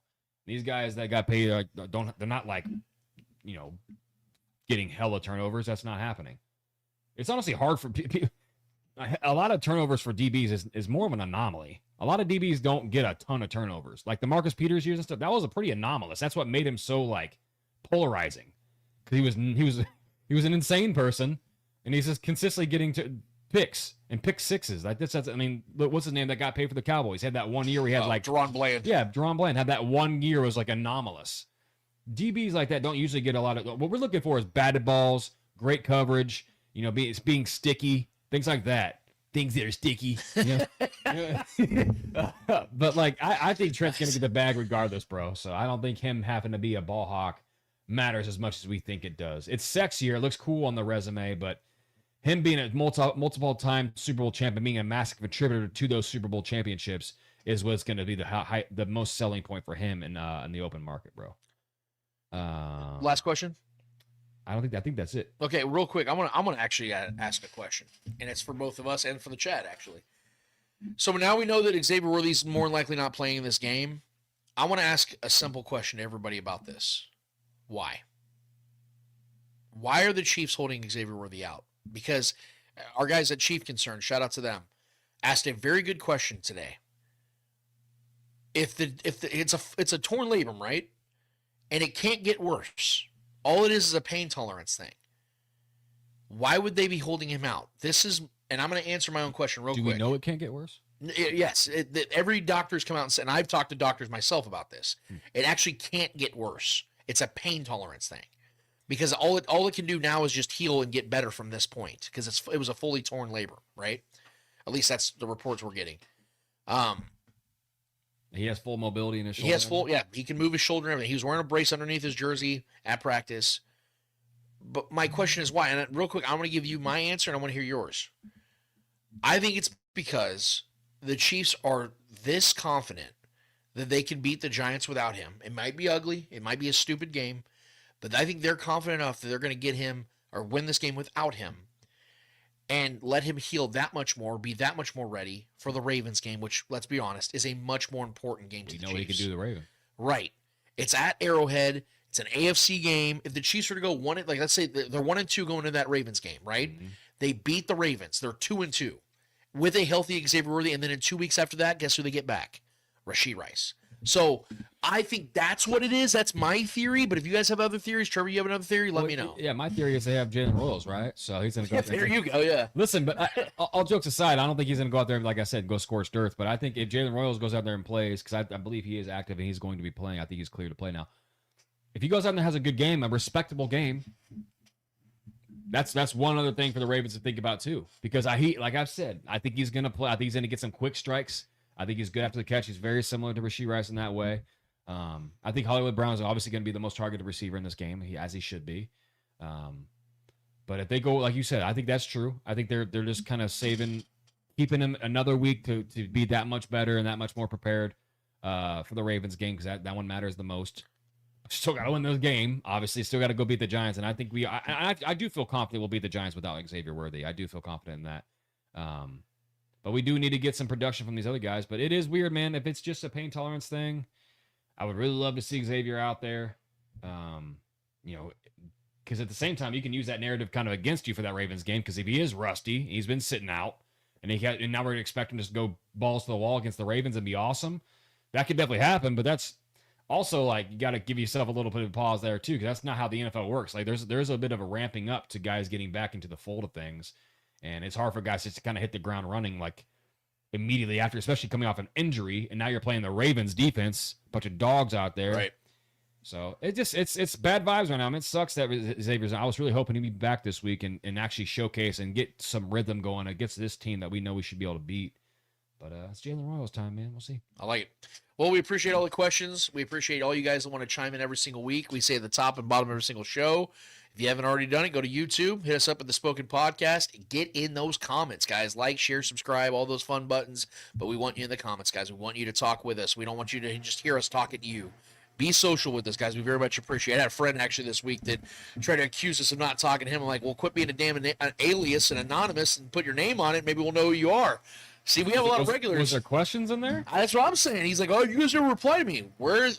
I didn't see your name anywhere. If you're like GT47652, it's like maybe we miss it, or I get all the questions. Trevor gets all of them. He's like a vacuum over there. As long as you're putting question marks in there, and it doesn't look like a statement, I'm not gonna be able to put every statement on the screen. But if you got to put a solid question mark at the end of that sentence, so that's you know who you are. Gotcha. Don't be putting words in our mouths and saying words aren't coming out of yours. All right, damn it. Don't. All right, Trevor. We have one more business to get to. What's it called? Hold this L. Each every episode, we finish off every single episode with a series of L's in the world of sports. Whether those L's are friendly L's or not so friendly L's in the world of sports, we promise you, who's ever holding those L's in the world of sports deserve those L's in the world of sports. Trevor Twiddle, who's on the L for you this week? All right, my guy James T. Kirk, I got you. Don LaGreca, a.k.a. Conspiracy Kenny Rogers. Yeah. Of ESPN New York, had this quote, this banger of a quote. It reads as this: "The NFL is not going to allow the Chiefs to start 0-3. There's too much on the line. I'm sorry, call me a conspiracy theorist. We will. ESPN can fire me. The NFL is going to allow the Kansas City Chiefs is not going to allow the Kansas City Chiefs to lose a game on national television and be 0-3. What are you going to do? Travis Kelce and Taylor Swift are getting married later. They're engaged. I'm telling you, we're going to sit here next Monday and we're going to say, I'm telling you, there's going to be at least 3 calls where we're going to be like, how did that happen? I'm just telling you, on top of the Giants not being good, the league just won't allow it. Honestly, people, rise up. Come on. Speak our minds here. Is there any world where the NFL is going to say, whenever we do make sure the Giants win this game? I like how he just like threw in a little like, oh yeah, the Giants are good, but let's rise up, guys. No. I love it because like now we're at the point. Like I said, this is unprecedented. I'm excited, by the way. I'm glad that the NFL Chiefs just came off 3 Super Bowl trips, and we're going to talk about the league's going to have to step in for the Chiefs to beat the Giants. That's where we're at. Yeah.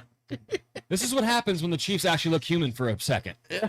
We're 0-2 to start a season, first time in Patrick Mahomes' career. And now we got talking heads in New York talking about the league's gonna have to step in so the Chiefs can beat the Giants.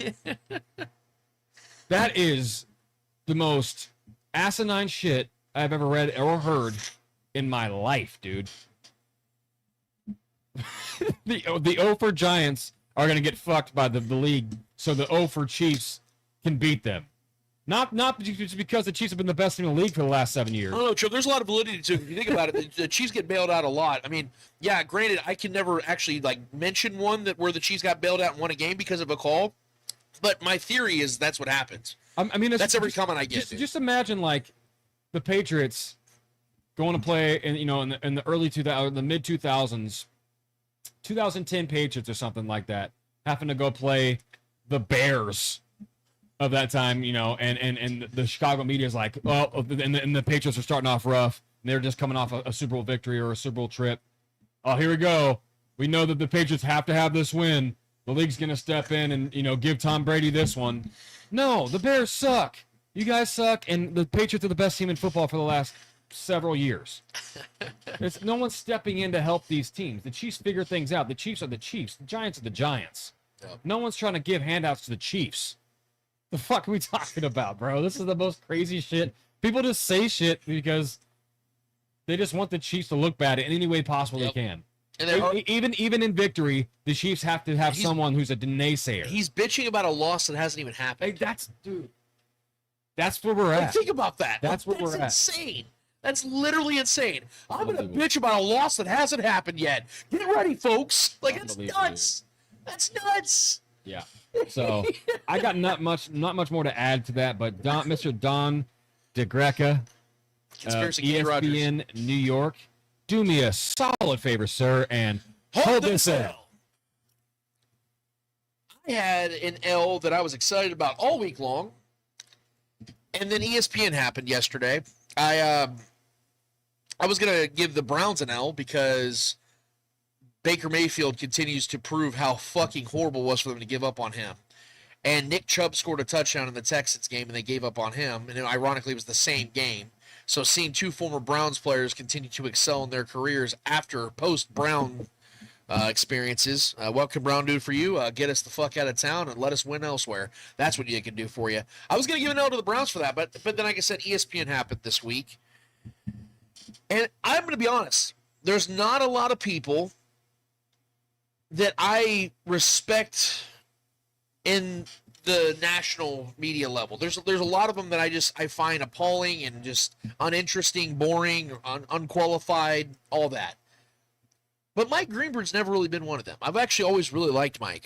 Trevor and I grew up listening to Mike and Mike in the morning. You know, we used to have a lot of fun listening to those guys. They always made me think, you know, even if I disagreed with them, I thought they usually had pretty good takes. And that's until Greeny decided to throw all that away yesterday with this take. We can play that.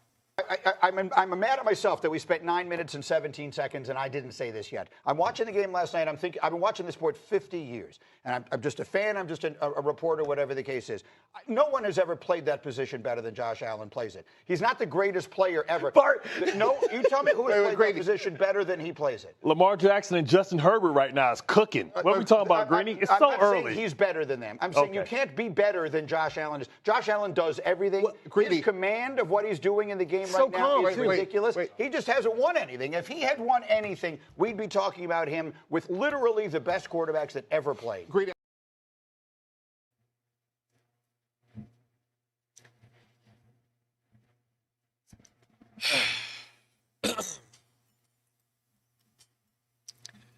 Here we go again, man. Different year, same hyperbolic bullshit that we have to deal with. Like, I'm going to give him credit. I can't believe I'm doing it, but I do give credit where credit is due. Carrington Harrison had a great take yesterday.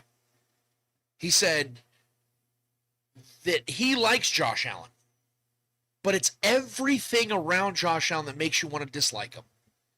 Because it is the constant glazing, the constant hyperbolic, ridiculous, just out of just the world disproportionate conversations we're having about Josh Allen and just how unbelievably great he is that makes it so dislikeful and so distasteful to look at Josh Allen. I can't even enjoy watching. It's not fair to Josh Allen. It isn't. Yeah. I can't even enjoy watching Josh Allen anymore. You're right. Yeah, it taints it. Because every time I want to praise him, it's like I feel like I'd be contributing to that cause. And it's so unfair to Josh Allen because I agree. Dude's a great human being. Likable dude. He's a great dude. Like everything I've seen about him, he just seems like an awesome guy. Yeah. And he is. I told you yesterday when we were out there having stogies last night. He's a friar, but yeah. I said that, yeah, that's true. But I said this. Remember I said, if Josh Allen would have came around 25, 30 years ago, that take actually makes a ton of sense. Because to that point, we have never seen anything like Josh Allen. We are literally watching his counterparts play better football than him. Patrick Mahomes and Lamar Jackson have had better individual careers than Josh Allen. Baker Mayfield's up there now. He's been better than him. And playoff-wise, he's been just as good. He was better last year. Let's go ahead and show Josh Allen's, because everybody talks about how great he is in September. How about we look at his postseason? Okay, so look at these numbers here, guys. 5 of Josh Allen's 7 postseason wins have come against these quarterbacks. 39-year-old Phillip Rivers, rookie Mac Jones, something called Skylar Thompson, Mason Rudolph, and then rookie Bo Nix. Man, murderers row there, fellas. The other 2 games came against Lamar Jackson, who's a notorious postseason choke artist. Here's Josh Allen's 6 postseason losses and what they've come to against, what quarterbacks they've come against. Prime Deshaun Watson, Patrick Mahomes, Joe Burrow, and in case you guys can't read the bottom, that's because Patrick Mahomes' name just continues down that list 2 more times.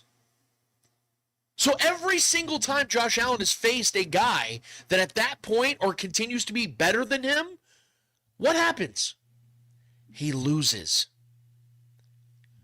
And Mike Greenberg, you know, it's so confusing to me that you say this is the best guy you've ever seen when this is happening on the postseason side, because you got called out on Twitter yesterday for this take because this was you 9 years ago on this tweet. And that's ironic. Would you look at that, fellas? Mike Greenberg, according in his own words, in football, though, January matters the most. It didn't say September, it says January. And Peyton Manning, was nowhere near the best in that month. Not in the top 5.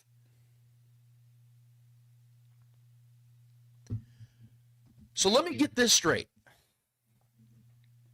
a 5-time MVP, 2-time Super Bowl champion, Super Bowl MVP, top 5 in literally every statistical category in quarterback history, is not in the top 5, but Josh Allen, who had fewer fourth quarter comebacks last year than Anthony Richardson, who got benched for Daniel Jones, who has 0 Super Bowl appearances, 0 Super Bowl championships, 0 Super Bowl MVPs, and was donated an MVP last season, who's never been the 1 seed in the AFC playoff picture, is the best you've ever seen.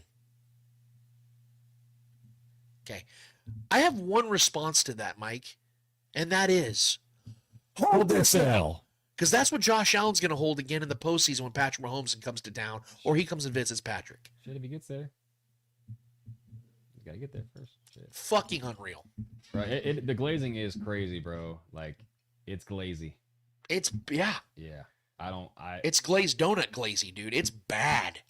And it's getting worse. I didn't know it could. Yeah. I didn't know it could. That's a rough take from Greenberg, man. I've been watching this for 50 years. I've never seen anybody play the game. Dude, how can you say that? Sensationalism that we live in, dude. Every moment, there's a great moment. And Josh Allen hasn't even statistically been good this year. And my favorite part to do shit. My favorite part of the take is him saying, hey, all he's done is the only thing he hasn't done is won. He literally says that in his take. Well, that's all he hasn't done. I mean, what are we gonna do? Hold that against him? He's gonna be the GOAT if he wins 1 Super Bowl. That's what, dude. I'm telling you right now. If Josh Allen gets a Super Bowl ring, he's gonna be the GOAT. And he might be the only guy in NFL history to get donated a Super Bowl. Like the NFL, like, you know what? I understand the Chiefs just won their 4th in the last 6 years, 7 years, but we disagree with the result. We're gonna actually donate this one to Josh Allen because he's due. So. And we don't want him to get into his 30s without a Super Bowl. I just find it hilarious too. Like Lamar Jackson's just sitting in the corner, like fuck me, right? Yeah. We outside of the Patrick Mahomes, we all know Patrick's the best in the game. The people that actually use their goddamn brains. But like Lamar Jackson's better than Josh Allen. Yeah, dude, he's been better. Yes. He's got more MVPs. He's had more playoff success. Pretty close. It's not as He's good. Been great in the postseason too, but still, like, let's talk about MVP. Let's talk about numbers. Yes. To Mike Greenberg's own standard. To Mike Greenberg's own standed, he's not talking about winning because he just said Josh Allen hasn't won. Okay, so that's out the window. How is he better than Lamar Jackson? Well, let's be real. Like, you put Josh Allen in the division Lamar Jackson's been dominating.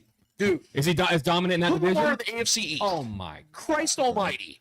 Like, I'm telling you, know what I'm saying? Like, it's come like on. That's so disrespectful, in my opinion, to Lamar Jackson. Dude, Lamar had a significantly better season statistically last year. They just didn't want to give him another back-to-back MVP. Yeah, and Josh Allen still won the MVP. How? I would have been far more okay with that, yeah. He's the first quarterback, dude, to win the MVP and is not the All-Pro.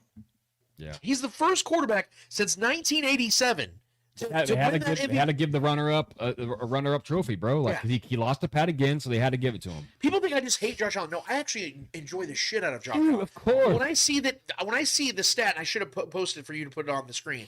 When I see the stat that amongst all current quarterbacks per 100 pass attempts, he leads the NFL in roughing the passer penalties by 20%. When I saw that, I'm like, guys, what else do I need to see? We saw that Dolphins play when he got the roughing passer penalty. When Brown, his right tackle, is shoving the defender down, and they put it on him. They put it on him, and they gave him the penalty. That's what I knew. It was just there's absurdity, like a legitimate like flopping montage of him, dude. Oh, just Christ. It's embarrassing. You're a giant human being, and yeah, dude. Like, again, I get it, dude. Sportsmanship.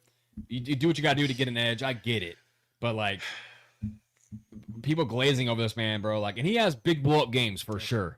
But he also has games where it goes like weeks where he's like not having to do much. They put up cooking. 33 points against the Jets last week. Yeah. He had 148 yards and 0 touchdowns. Yeah, he balled against the Ravens. I'll give him that. That was an incredible performance. James Cook has been their best player this year. He kind of was last year too. That's what I'm saying. He had 18 touchdowns last season. Awesome. Yeah, bro. Like, I get it. Like, Josh Allen is an absolute phenom. Right. But like, to disrespect Lamar, I mean, Patrick Mahomes, like, it's without said. Yeah, we're not even doing that. Let's just leave that there. But like, it's like, dude, like, what do you? Yeah. Why are we just like bypassing Lamar Jackson, who's been the better quarterback? Because you know as well as I do, if roles were reversed and Josh Allen was the Chiefs quarterback and he had all the success Patrick's having, the exact same stats, everything, MVPs, accomplishments, all that, and Patrick Mahomes was with the Buffalo Bills and was doing what Josh Allen's done to the T, no one is saying Patrick Mahomes is the best quarterback. No one's doing that. Yeah. But and I hate doing this, bro, but sometimes it feels a little weird, as in like, are we only doing this because we like having like these big badass white quarterbacks to represent the league? I'm just being real. Dude, I'm being serious because Joe Burrow has got unfair praise. He had one season of actual prominence, and it wasn't because he was playing great. It's because the Bengals had a really good team, and the Chiefs literally donated them an AFC championship and he, to this day, he still gets praised for that. And he's done nothing since. He's been hurt, missed the playoffs, but he's easily one of the 3 best quarterbacks in the league. What has he done? Yeah. What has Joe Burrow done since? But he gets all this praise. Josh Allen gets all this praise. Why? I think a lot of it is the fact that he continues to lose to Patrick Mahomes. And he plays well in those games, but he keeps being on the bad end of it. Yeah. And I think people want to be right when he finally beats Pat, because it's probably going to happen more. It's probably going to happen. Because Peyton Manning eventually beat Tom Brady, like that happened. But is Josh Allen Peyton Manning? That's the question you have to ask. You know what I mean? He's not. Yeah. Which is makes that Greenberg take that, even revisiting that old take, that much more painful to hear. But and Tom Brady ain't Pat. But look, I'm not going to be like irrational. There's probably going to be a point at some point where Josh Allen gets us. If we meet again or 2-3 more times, that's probably going to happen. Mathematically, he's going to have to get one, probably. Maybe not. Yeah. But I'm saying if he does, I think these people are doing these takes. I think as long as Sean McDermott's there, he won't. You're probably right, because mathematically that just shows a history of it and this being mathematically a fact. Yeah. But say he does. I just think these people say these takes so they can like finally crown him once he gets over that hump, if he ever does. And like, oh, see, he told you he's been due. He just happens to be on the wrong end of it. He's always had good numbers against Pat. He just ends up losing those games. Yep. I just feel like these people are trying to get out ahead of it and be like, like prophetically, that he's going to be that dude when he finally beats Patrick Mahomes, who's been winning Super Bowls during Josh Allen's reign. You know what I mean? So. Yep. Well, this is a fun show, and we love shitting on the people that say stupid shit at the end of the show every single week. That's the fun part about it. It's just sports, nothing personal. But I hope that you guys personally know that it is very personal to me, and I take it personal that you guys hang out with us every Saturday and have a blast like this every single week, because it's fun for me. And look, it has not been a fun start to the season. We will not candy coat this shit, but I am still not worried. I think the Chiefs take care of business this week. Trevor feels the same way. I think a lot of you feel the same way. Get in that W column. Get right. Get ready for a lot of these big games that are coming up, because the Chiefs have a lot of divisional games coming up. They have a lot of AFC big matchups coming up with the Bills, with the Ravens, teams like that. They also have Lions, Commanders, teams like that. There's a lot of big matchups coming up, and I think the Chiefs are going to get right before those games happen, and I think that starts this Sunday night. So I'm really excited about it. Hope you guys are excited about it. The Reedian run is coming down the pike very soon, and I think it starts this Sunday. So for Trevor Twidwell, for the great Clay Windler puts all this together in the back end of things at Red Tribe Cinema, I am Lance Twidwell. Episode 328 of the Spoken Podcast is done, finished, and finito. And until we're back here in 1 week's time for episode 329 to talk about a team that's on the rise with Patrick Mahomes. We out of this bitch. Later.